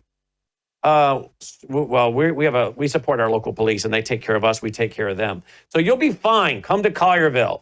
Just stay out of Orange Mound. And if you're over in Orange Mound or Fraser, you're over there probably looking for trouble. That's what I got to say. But don't let these people scare you away. It's like saying, don't ever go to Kansas City. Don't ever go to St. Louis. That's stupid. Of course you go to Kansas City. You just stay in Johnson County. He's like, wow, he knows his counties and his cities, doesn't he, Logan? So anyway, there you go. So come join us. Don't believe all the hype. Fly in. It's a nice airport, remodeled. Hop on the interstate. Come over here. Stay in the hotel. It'll be awesome, right? There you go. And we will have security as well. We don't need it, but we'll have it. Just like we got security when we had our Wisconsin conference. We didn't really need it. We had 1,000 people there, and I paid for the security because I want to be smart. But it'll be good. It'll be fine. You'll enjoy it. So check it out, worldviewstore.com, worldviewstore.com. All right. Now, with that said, one of our speakers is going to be Chris Martinson, and I just recorded this interview with him yesterday about our economy, where we're going. Watch this. Joining me now is Chris Martinson with Peak Prosperity. He, by the way, is going to be a keynote speaker at our 22nd annual national conference taking place this October 3rd and 4th.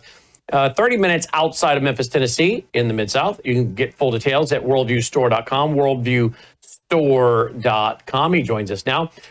Chris, welcome back to the broadcast. Thanks for being with us. It's a real pleasure to be back with you, all your followers and listeners here. Thank you, Chris. Quite a time. Quite a time to be alive. Well, let's talk about where we're going as a nation. World War III, China, Russia, Ukraine, Iran, Israel. It's all heating up. BRICS banking system. What is one to think from an economic standpoint when all this is going on? What is coming economically? I know you're watching the trends and you have some ideas, and you're kind of known for many things, but peak prosperity economics is one of the things. That's how I know you from Jim Pavlos. Is that his name, Jim Pavlov? From Puplava. What? Puplava? Puplava. That's how I'd known you for 20 plus years, about 20 years, probably close to 20 years from that. So I know economics is a big area you cover. What's the average American, the average investor? And of course, we have people watching us all over the world. What do they think about these economic times? Well, the vibe, whether we're talking to high-level sophisticated financiers or retirees who used to work for the grid in Ohio, a lot of people are nervous. They sense that something is not quite right. I've heard these markets described lately as kayfabe, right? It's a fake wrestling match, right? So let's take today, for example. Here we are. We're talking on Monday, June 16th. All this weekend, we saw hypersonic missiles, missile launches from Iran back into Tel Aviv, Haifa. We saw Israel attacking even energy assets in Iran. So obviously, this should create some uncertainty. So oil opens up last night, $2 or $3, immediately gets sold all day. I wake up this morning, it's down $3. This is not a real market anymore. There are people who control the markets now, I believe. It's just as much as MSNBC controls the narrative on their channel. It's too, I hope this isn't too shocking. There are people out there who don't want actual price discovery because they think it's going to send the wrong message. They've done this with gold and silver for years and years. And I think they're doing it with other markets now, too. That's the world we live in. And unfortunately, I have about as much faith in markets like that, Brennan, as I do Soviet crop reports. Markets need to be free. They need to send out price signals. Buyers and sellers should set that price, not what they're called non-economic players, central banks, setting prices because, they just wouldn't want the wrong idea going out that maybe people are nervous right now. But that's what the markets should be telegraphing, not supreme calm. And that's where we're at. And so a lot of people are nervous about that. And I think rightly so. Do you think gold's going to keep going higher or not? Oh, absolutely it is. Absolutely. Look, gold is sending out a signal that they've worked very hard to contain for many decades. And now they're keeping it as much in check as they possibly can. But every single piece of data I'm getting says the West continues to sort of sell gold. The East, mainly China, continues to buy gold, and a lot. So it's all ending up in China. We know there's going to be a new kid on the block at some point in time. We know there's going to be a new competitor to the dollar. We know that China's going to have a hand in that. And obviously, whoever backs that currency with something tangible is going to, I think, have a viable competitor to the dollar. That's the great game that's unfolding right now. And gosh, I wish I could tell you it was going well, but it's starting to look it's looking a little random on both the domestic and the international fronts right now. Yeah, indeed it is. Indeed it is. So Chris, let's talk about the Middle East and all that's happening there. Do you see this impacting BRICS at all, the BRICS banking system? Well, absolutely. So not just that, but look at what just happened. Let me rewind a tiny bit. I don't know. It's probably 8-9 years ago. Putin came out to the world and said, look, whether presidents in the United States come or go, there's sort of this permanent bureaucracy. He just repeated this about 2 years ago. And he said, look, we don't think the West and the United States particularly is what he called agreement capable. That means you make an agreement and you keep it.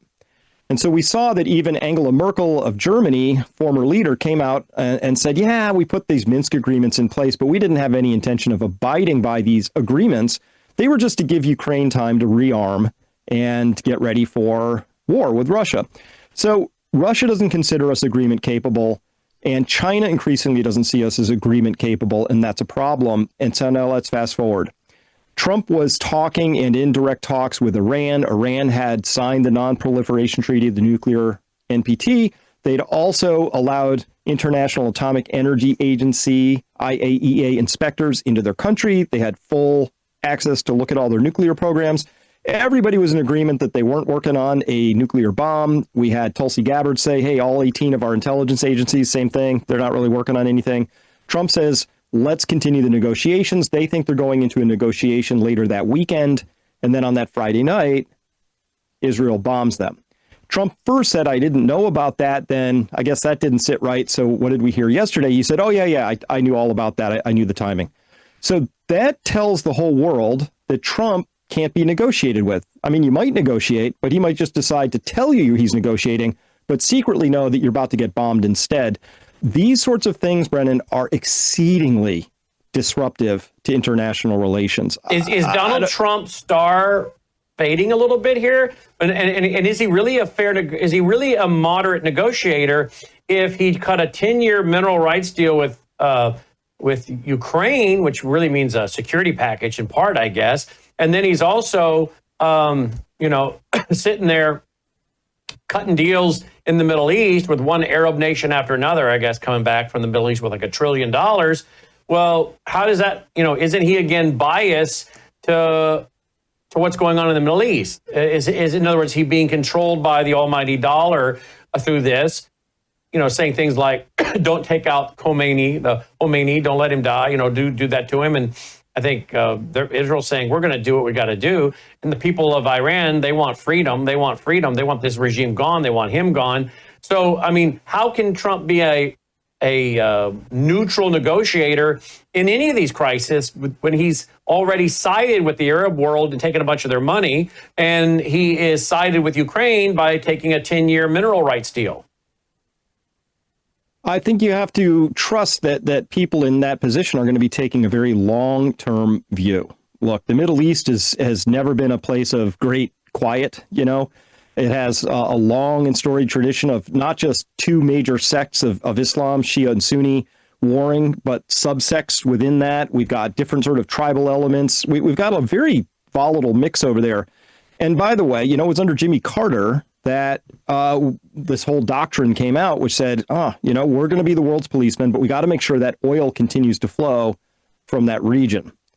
Now, this is the grand prize. This is where out of that Strait of Hormuz and the Persian Gulf, and Iran controls that, obviously. It's their shoreline. That's where around 25% of the daily oil that flows across the world flows. 25% of what we consume. But it's about 40% of all the oil that's exported, right? So a lot of countries produce and consume their own oil. What does the world really care about? It's exportable oil, and there's a whole big chunk of it comes through that little tiny choke point. So this is what's at risk here right now. If Iran did decide, hey, our egos are too bruised, this is existential, they're really holding a very serious card in this game. And if they play that card, Brennan, if they say, we're shutting down the strait, and they manage to accomplish that for 30 to 60 days, I don't know how the Western economies survive that, given how much debt we have, given how fragile they are, given where the consumers are in this story, given where everybody's just sort of on edge, but also levered up with just tons of debt, not to mention our own government going into deficits and further debt. So this is a very volatile situation right now. And I think we would need to have the calmest negotiators who have a long-term interest of our country at heart. And that's where you said, is Trump being tarnished a little? I think so, because he campaigned on no more wars in America first. And this is getting a little, both those things are in question right now. Okay, so where do you see gold going by the end of the year, if you had to guess? Probably closing in on 4,000, probably my guess. I think if it was allowed to just run freely, if it wasn't being sort of managed higher slowly over time by whoever does that, I think its native price would be 5,000 to 10,000 right now, because we're looking at something that I think you and I have talked about before, which is that the dollar as a reserve currency is under question. And so what's a reserve currency? It means The United States exports a lot. We export a lot of dollars. It's what we do. Our trade deficit alone this year is going to be between $800 and $900 billion. That means that there's 800 to 900 billion US dollars that are overseas somewhere. And we want people to hold on to them, not send them right back. Because if they send them right back, we experience that as they don't want dollars. So they buy other things with those dollars, which means the dollar appears to be falling in price. And as it does that, we experience that as more inflation, rising prices for all things imported. We're seeing a little of that with the tariffs, right? Because, you'd say, okay, Walmart has to spend 20, 30% more on something as a fee to the government to import something from China. They'll eat some of that. They'll pass some of that along. Just it's how business works. But with the dollar potentially losing its reserve currency status, and not losing it going to zero, but I mean, every time it ticks down a single percent, it's 70% of foreign reserve, 67, all that just starts ticking down. As that happens, we find that it gets harder and harder to fund our deficits, the interest payments on the outstanding debt, and it just gets harder and harder to conduct business. And gold, I think, stands a very strong chance of being part of the monetary future, not as like a thing you wear on a wedding band, or you and I might buy a coin to store, but I mean as part of the international monetary structure. And that's happening even as we speak. Let's talk about you're going to the No Kings rallies this weekend. You along with a few others told me, or broadcast on your platforms, it looked like a geriatric convention. And not a healthy one either, if there is such a thing. No, I mean, there were people in walkers, there were masks, there was a lot of, they were just, but I would have to say the median age, like half people older, half younger, was probably around 65, maybe 68. What does that tell you? What does that tell you? Well, I've heard some theories about this. Here's a good one. I just ran across this on Twitter earlier today by a guy named Victoria who said, hey, you know why boomers seem to be so susceptible to Trump derangement syndrome, Elon derangement syndrome, whatever the next thing derangement syndrome is that they get all excited about, no kings, right? Is because they grew up at a time, a lot of them, Walter Cronkite was on the news. You could trust the news. That was your source, but they didn't grow up in this information fire hose time that you and I maybe are more familiar with because of our lines of work, or younger people because they grew up with these devices. So they don't really have the filters necessary to understand when they are just being programmed. And my detection for this is, Brannon, I'm a very curious guy. I'm not very confrontational. I'll ask people lots of questions. And I got just met with blank stares and then hostility when I would scratch at something, like somebody be holding a sign up that would say, Elon is stealing my rights. Great. Which rights? Well, we all know what rights he's stealing, they would say. I'd say, well, I don't. So which ones? And they couldn't have the conversation because they couldn't name one, right? It was just something they'd heard, I guess, and now it's on a sign. And that got programmed in, obviously. They didn't have context for it. They couldn't defend it. And so the first line of defense I found, instead of saying, I should look into that, maybe I should know why I'm holding this sign up. The first line of defense was to get hostile and angry, which is a sign that somebody's not holding an opinion. An opinion is guarded by facts. Here's my facts. A belief system is guarded by emotions. So they had a belief that Elon was stealing rights. Don't know where it came from. And so they got very emotional when challenged around that. So I saw a lot of aging, unhappy people, very low context, didn't have a lot of backing for what they said, super poor argumentation, debating, communication skills. And I worry, Brennan, that we're going to have an economic crisis at some point. To me, that's just going to happen. These people are poorly prepared for that moment because they don't have the context. They don't have any emotional resilience. They don't know why. It's just going to be a complete out of the blue shock. And they're going to just blame somebody rather than take a good hard look in the mirror and say, how did I miss this coming? How is this on me? I don't think they're going to do that.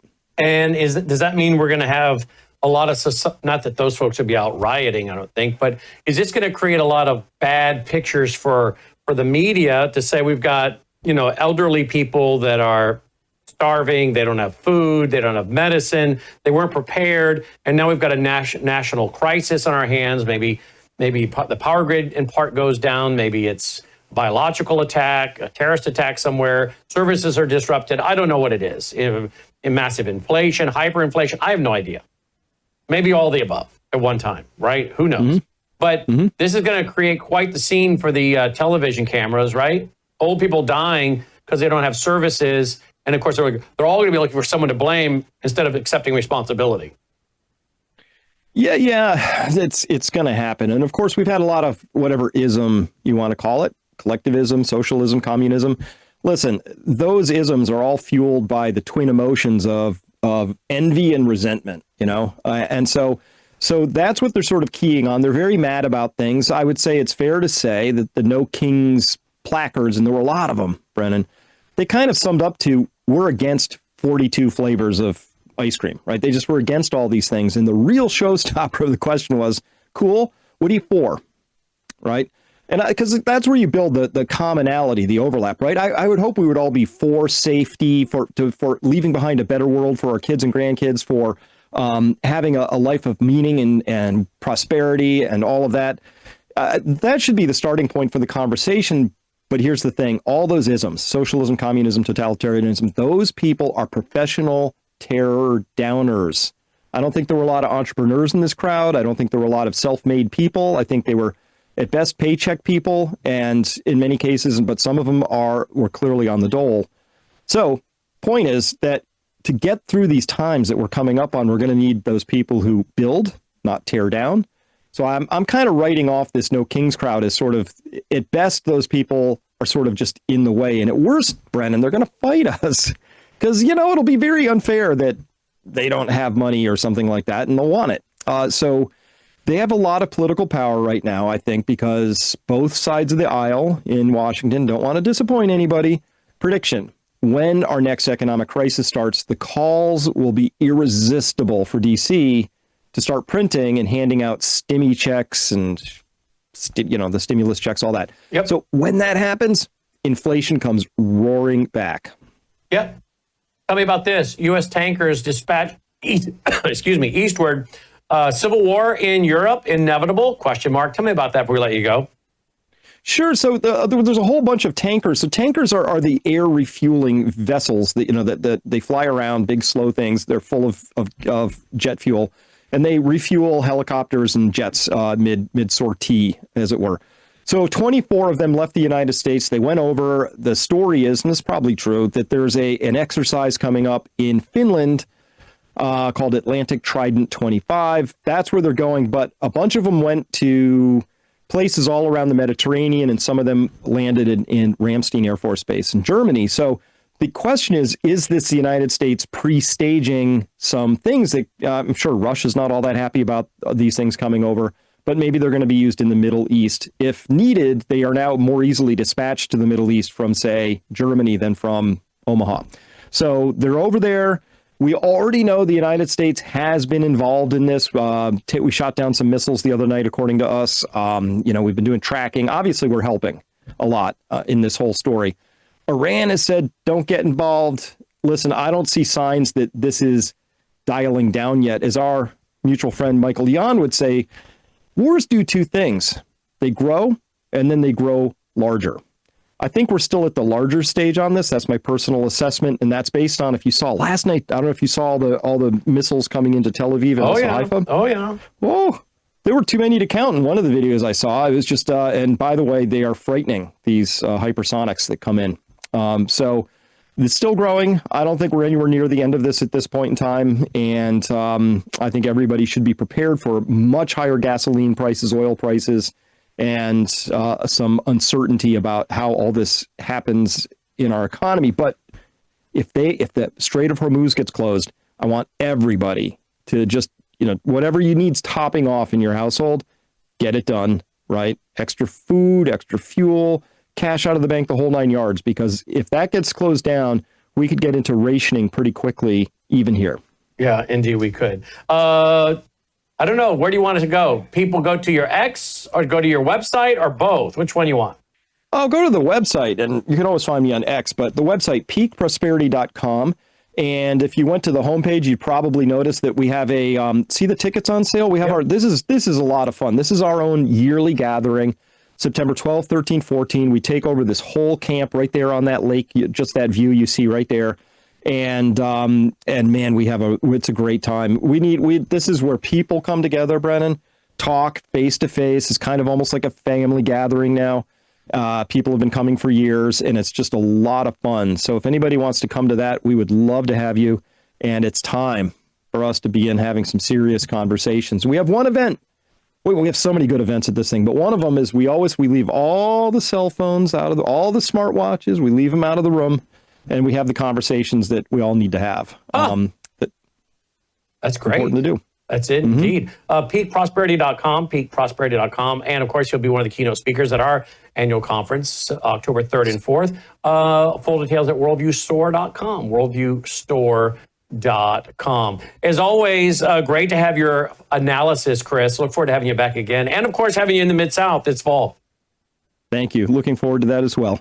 Thank you. Chris Martinson checking in, folks. Check out his site, peakprosperity.com. Irritable bowel syndrome, gut health, and ADD or ADHD. Is there any connection? Well, one of the things we do here, of course, is study the trends. What are people talking about? This is one of the health topics that's trending right now. So I asked Dr. Lana, let's talk about that this week. She joins us for our weekly visit with Dr. Lana. Dr. Lana, welcome back. Thanks for being with us. Happy to be here, as always. IBS, irritable bowel syndrome. There you go. A little graphic there, the bowel, the abnormal contractions. Tell us about IBS, gut health, ADD, ADHD, how it's all connected. Absolutely. And ironically, as you know, we didn't plan this, but I suffered as a young girl, teenager, young adult with IBS myself. So I know what it's like. It's one of the reasons why I went to school to get my doctorate. I just could not receive complete help in the allopathic medical world, even though there's well-meaning medical doctors. So irritable bowel syndrome has two components to it. First of all, obviously, gut health, the health of your entire GI tract needs looked at. And there's also a stressor in there. The enteric nervous system is the nervous system that lives in your gut. So when you have a gut feeling, everyone, you're like, my intuition, I had a gut feeling about that. It's real, okay? The Chinese, in a good way, the Chinese call the gut the second brain. Oh. So IBS is not only irritation in the GI tract, there's a stressor to it. Maybe somebody is stressed because they're in college or in school. A relationship could be stressing them out, a job or a boss or something. There is a stressor in their life as well that's irritating and inflaming their gut and also impacting that enteric nervous system that lives in their gut. So you all know that the brain and the gut are connected. We hear that a lot. So that's why, Brannon, you're seeing this in the news. There really is a connection to irritable bowel syndrome and ADD, ADHD, that attention deficit disorder, because the gut sends more messages to the brain than the brain does to the gut. So that's a synopsis of irritable bowel syndrome. And anybody can get it. It can hit anybody at any age. They can be okay, and then an event could happen, or maybe some dietary things, stressful things, medications could happen, and they have IBS and they don't know what's going on. They can trend back and forth to diarrhea, to constipation, nervousness, bloat, overall abdominal discomfort. Okay, so what do people do about it? So we are going to be helping your audience with that.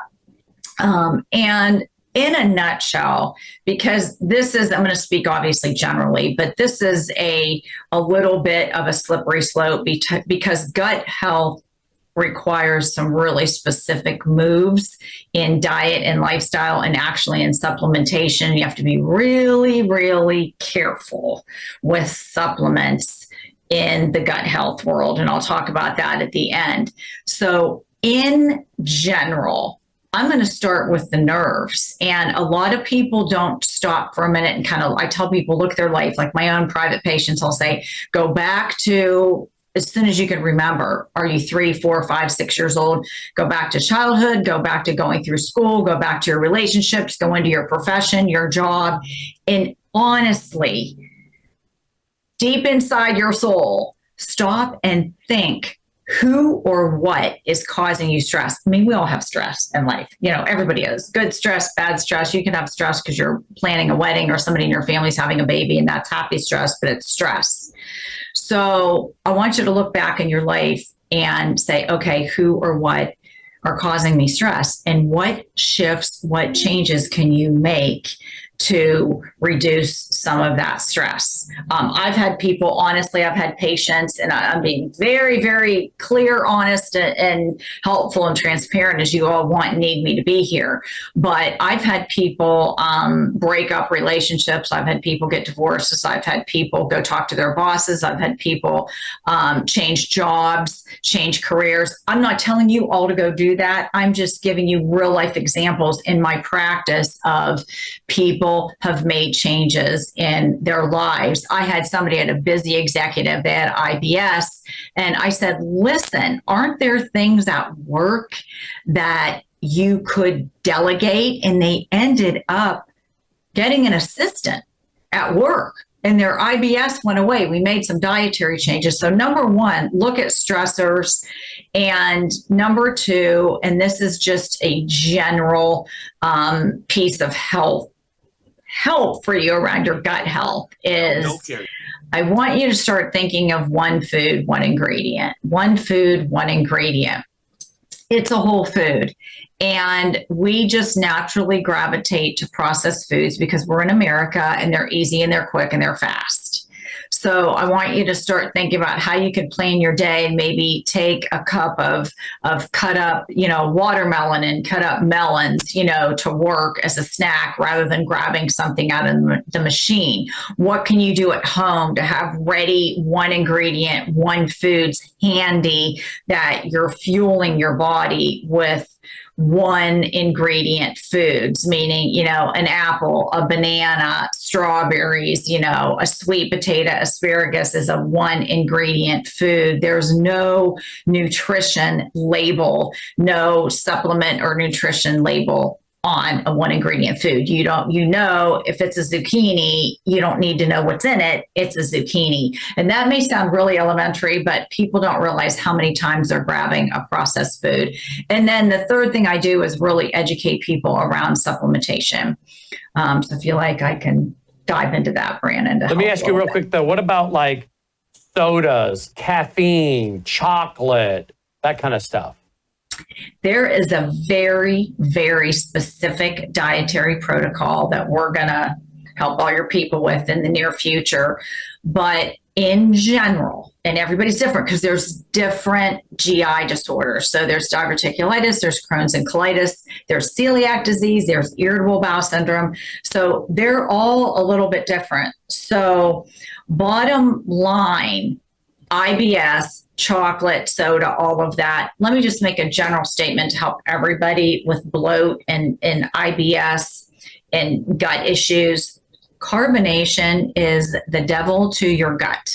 Okay, carbonation of any kind, whether it's soda, it's Coca-Cola, it's Diet Coca-Cola. So if you have irritable bowel syndrome, stop the soda. Stop, more specific, sir, stop carbonation.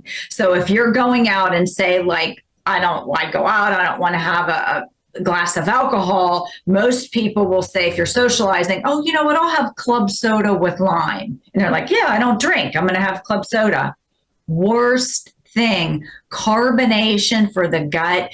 Think of the bubbles, the CO2. I mean, it is just bloating and irritating. But let me ask you this quick. Why is it though that after a heavy meal, my wife and I want something with carbonation? Why is that, and what can we substitute it for? You want something with carbonation. Okay, so I'll go back and keep this, short and sweet, but this goes back to my 5-step system. I'm going to keep this really short and sweet. Most of us, as we've lived in the United States of America, and we are over 30, 40, 50 years old as we're getting older, our cell membranes get clogged.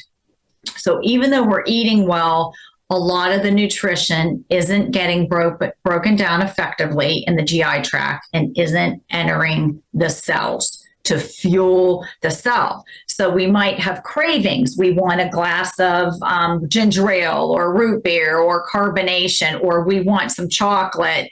That chocolate can or cannot cause issues with IBS patients. I've had a lot of patients with IBS, they could eat chocolate. So that's again, we'll do that in the program.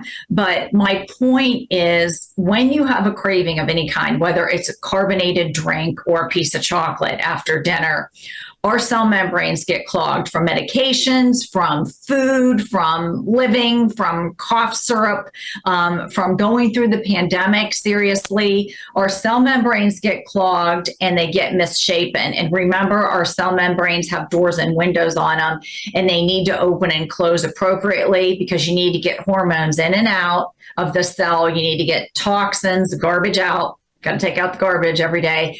And you have to get nutrition in the cells. It's why, honestly, and Brannon, you know, you and I don't plan this, but it's why I talk about the trifecta of supplementation. If you have gut issues, do not take multivitamins. You don't need omega-3 fish pills. You don't need, I take everybody off of supplementation except for a few things. I have them do Bella Grace. Why? Because this absolutely helps the gut, helps calm the gut. It also, talk about ADD and IBS, Bella Grace gets astaxanthin, which is nature's beautiful antioxidants found in nature, across the blood-brain barrier, my friends. Everybody thinks I take one a day because of the collagen, the good collagen in here. Well, that's great, but that's just a frosting on the cake for me. There is awesome collagen in here, but there are antioxidants that cross your blood-brain barrier, and this also is excellent for calming your gut. I'm going to the second piece of the trifecta. The Gatatana is God's food getting inside your cells because of the microscopic size. This is God's perfect food. And if you have ADD, you are low in magnesium. There's magnesium in here. You're low in omega-3 fatty acids. There's omega-3 in here. You are low in zinc. There's zinc in here. Trace minerals in here. Amino acids in here. But guess what? God made it. Man didn't make it. So the Gatatana phytoplankton is getting God's nutrition inside your cell membranes, even though they're clogged and they may be misshapen because of the microscopic size of the phytoplankton. And then trifecta number 3 is your glutathione. Why? The glutathione cleans up your cell membranes and helps the nutrition get in and the toxins get out. So we can't make this up, Brannon. I thank God every day the doctors shared those 3 wellness tools with me, but I hope that helps everybody when they're focusing on their brain health and their gut health. Absolutely. So I want to show you a paper. I found a paper. Here it is. Association between attention deficit hyperactivity disorder and intestinal disorders, a systemic review and meta-analysis, June 2nd, 2025. So this is why this is trending right now. Absolutely. And I tell everyone, you can go to, it's like, you don't have to believe me. I was trained by incredible medical doctors that laid their reputations on the line to do the right thing for the patients. You can go to pubmed.gov, which is the National Library of Medicine.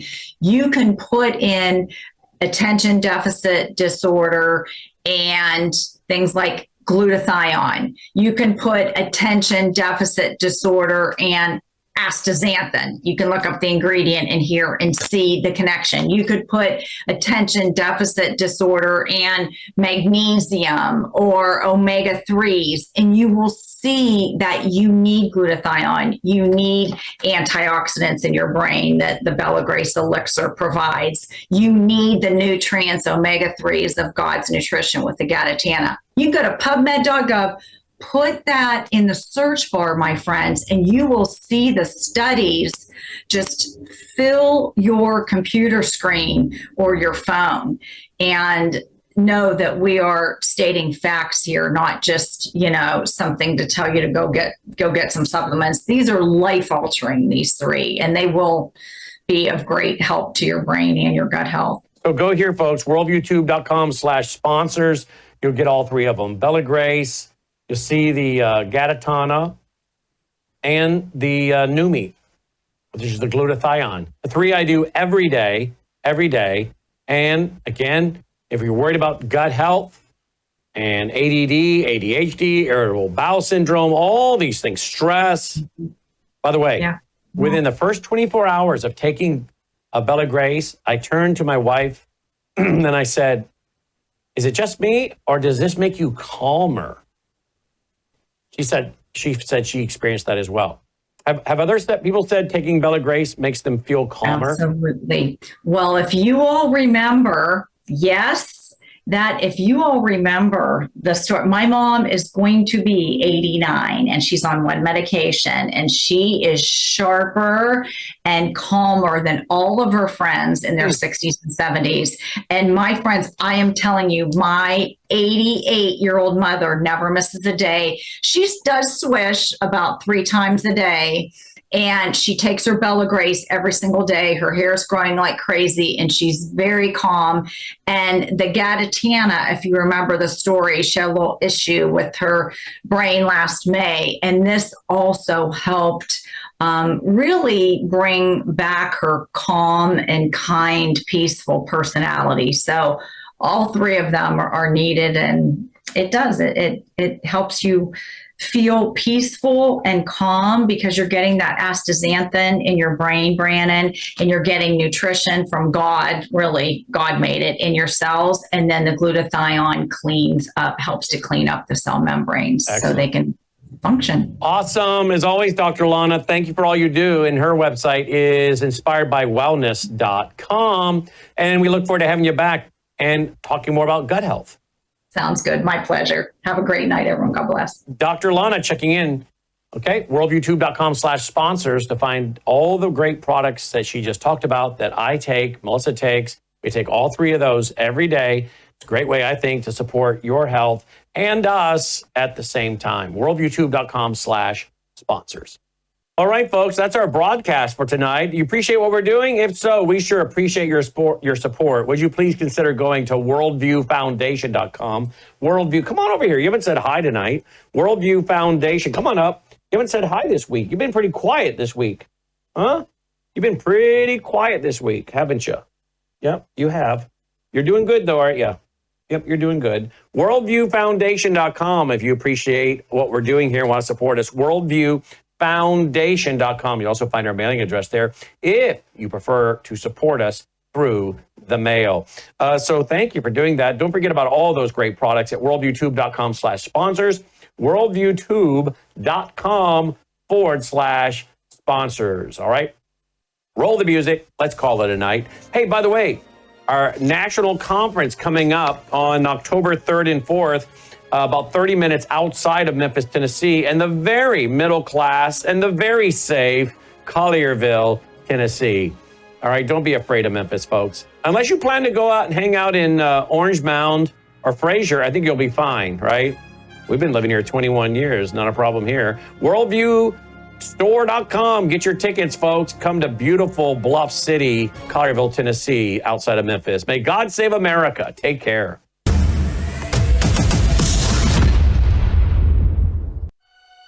True beauty isn't applied. It's nourished from within. Bella Grace Elixir, a luxurious, scientifically crafted blend designed to restore radiance, vitality, and strength at a cellular level. At the heart of Bella Grace Elixir lies cat's claw, a powerful herb from the Amazon known for its ability to control inflammation and protect collagen.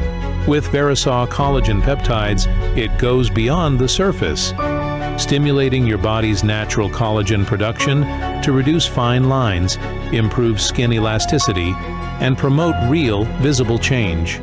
Bella Grace Elixir doesn't stop at collagen. It includes astaxanthin, one of nature's most powerful antioxidants. 6,000 times stronger than vitamin C, astaxanthin protects your skin from harmful UV rays and environmental stress, while locking in hydration and promoting a radiant, youthful glow. Experience the power of nature with Bella Grace Elixir at melissahousebg.com. Discover the science behind Bella Grace Elixir at melissahousebg.com. Read powerful testimonials from doctors and real customers who've experienced life-changing results, and explore other wellness products from Bella Grace.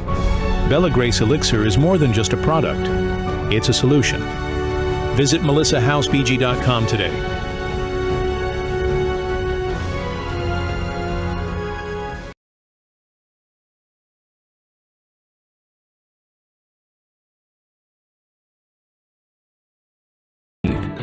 Spiritual values, moral issues, government, economy, education, work, responsibility.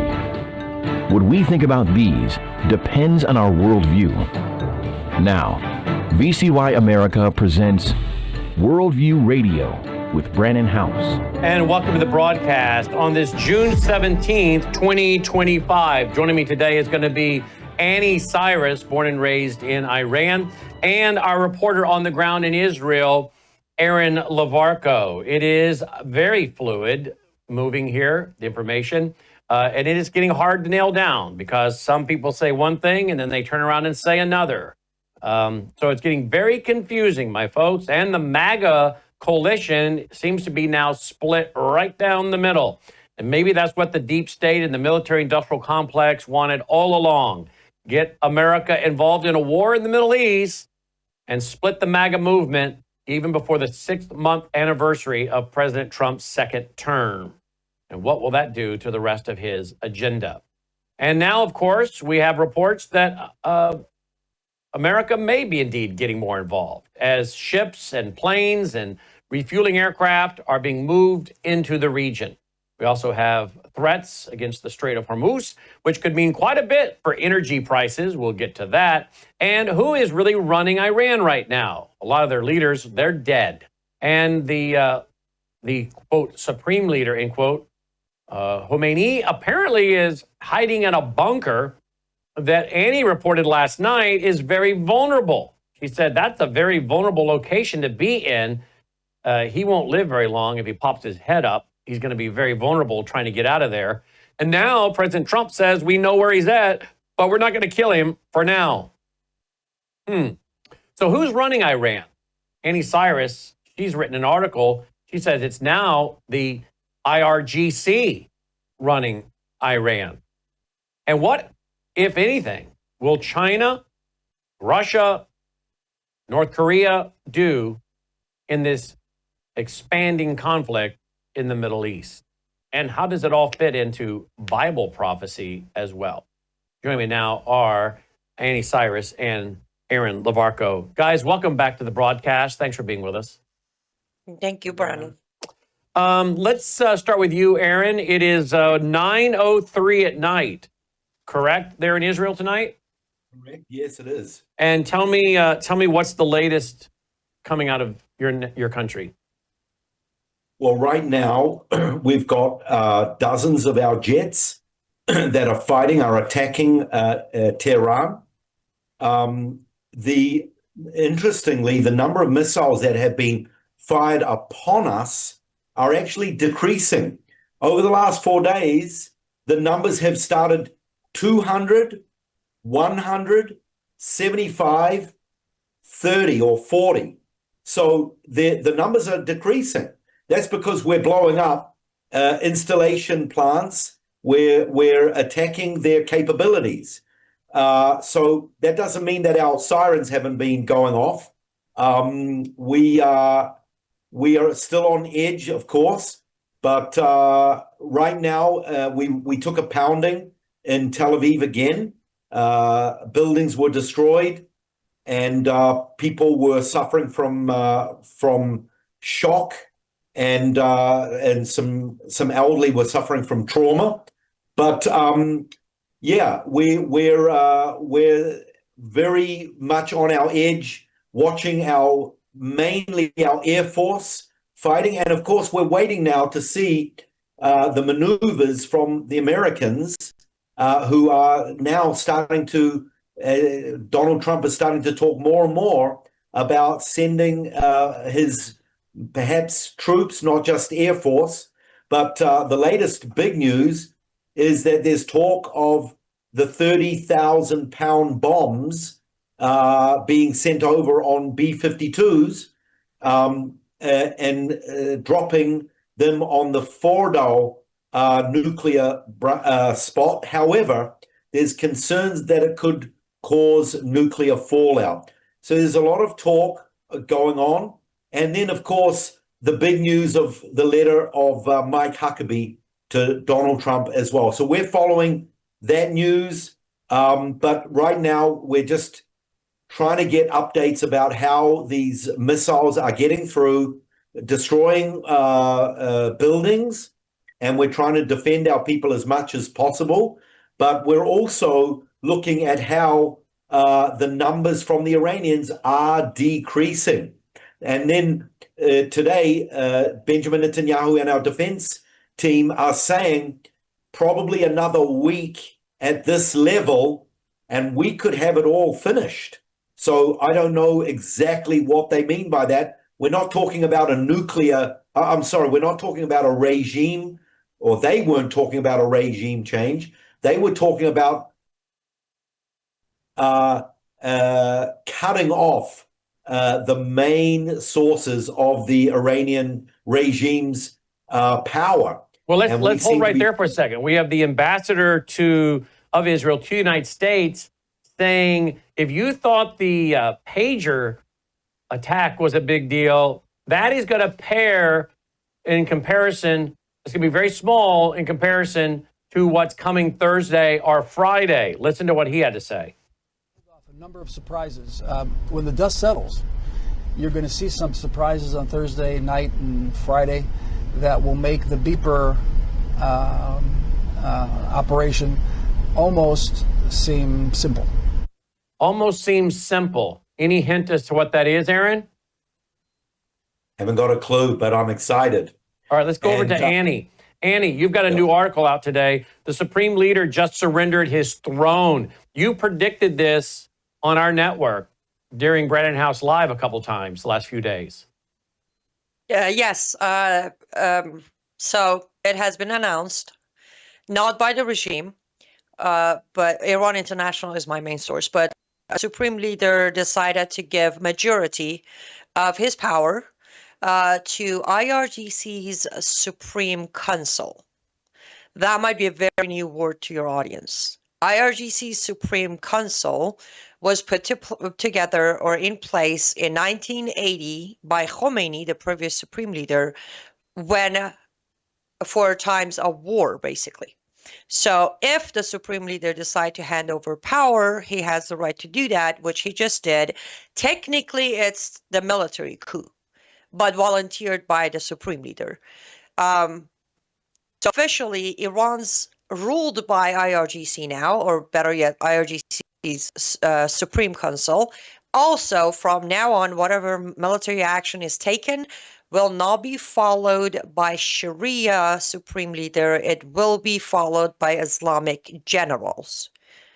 I can break that down if it's needed, Brad. Yeah, go ahead, do it. Okay, so for example, until 10 minutes ago, people like Tulsi Gabbard kept saying, Iran's not even trying to make a bomb because they're following the fatwa or judgment of their Supreme Leader. And yes, in 2003, Khamenei came out and said, we will not build nuclear weapon because it goes against Sharia. However, as of 10 minutes ago, the judgments and fatwas by the Supreme Leader are completely off the table. Everything's off the table. Now it's Islamic commanders following every step by Sharia put in place by Muhammad. Behead him, slaughter him, kill him, take him captive, whatever is in Sharia book is now on play, as far as the military and governance of Iran applies. So, Donald Trump has now basically thrown his DNI under the bus, Director of National Intelligence, Tulsi Gabbard. He said, I don't really care what she's saying when it comes to the fact that Iran doesn't have a nuclear weapon yet. I think they do. So did Dr. Peter Vincent-Pry and many, many others. I think even the former CIA director, James Woolsey, believed that as well, according to Pry. But President Trump kind of threw her under the bus last night on Air Force One, did he not? Yes, he did. He definitely did. But I'm not a Tulsi Gabbard fan. I have never been. I from day one, I said she's going to turn against us. But however, as far as throwing her under the bus, this is not a new move by President Trump. He tends to do that when things start to work against him. Mm-hmm. And since you said President Trump, I just want to mention something. I have not had the chance to even post this yet, but I want to tell my fellow Americans as much, we love our country, no question about it. And as Brannon said, we give grace to President Trump when he does something right or when he does something good. But please don't fall for the whole copying code by code of Netanyahu today. We know where Khamenei is, but we're not targeting him today. He's an easy target. These are word by word what Netanyahu has been saying for the last 3 days. So cheer him when he's doing something right. But I've seen online people are like, look, he's calling for Khamenei's decent. He's not. He's literally copying whatever was said by Bibi Netanyahu for the last 3 days. And yet he now is made, Fox News had the headline, let me get actually took a picture of it as I went through the room and saw the TV was on. And the headline by Fox was, Trump, we have complete and total control of the skies over Iran.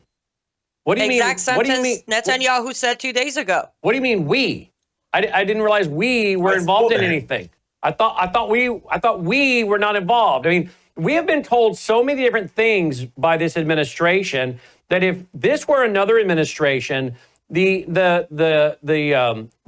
loudmouths on social media would be screaming and hollering. But no, they're not, because they're more committed to their clickbait and MAGA movement than they are putting out good information. But they would be screaming and hollering any other administration where you're into now day 5 and the president has still not addressed the nation.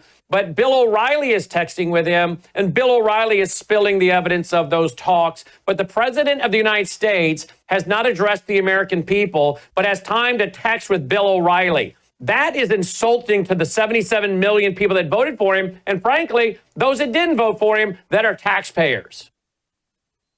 Exactly. And if I could add, Brannon, I feel like huge part of nothing being said is in America, the mindset is, quote unquote, the bigger picture. A majority of Americans are just focusing on, are we going to go to war or not? There is way more factors involved than are we going to go to war or not. The after effect, the behavior of the leader that we call leader today, all of that needs to be analyzed. We can't just brush over Trump because his name is Trump. Again, I'll name names.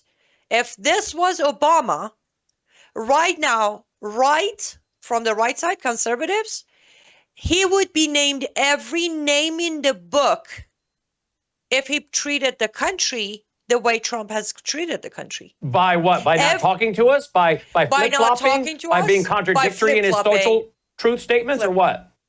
Flip-flopping. Mainly by flip-flopping.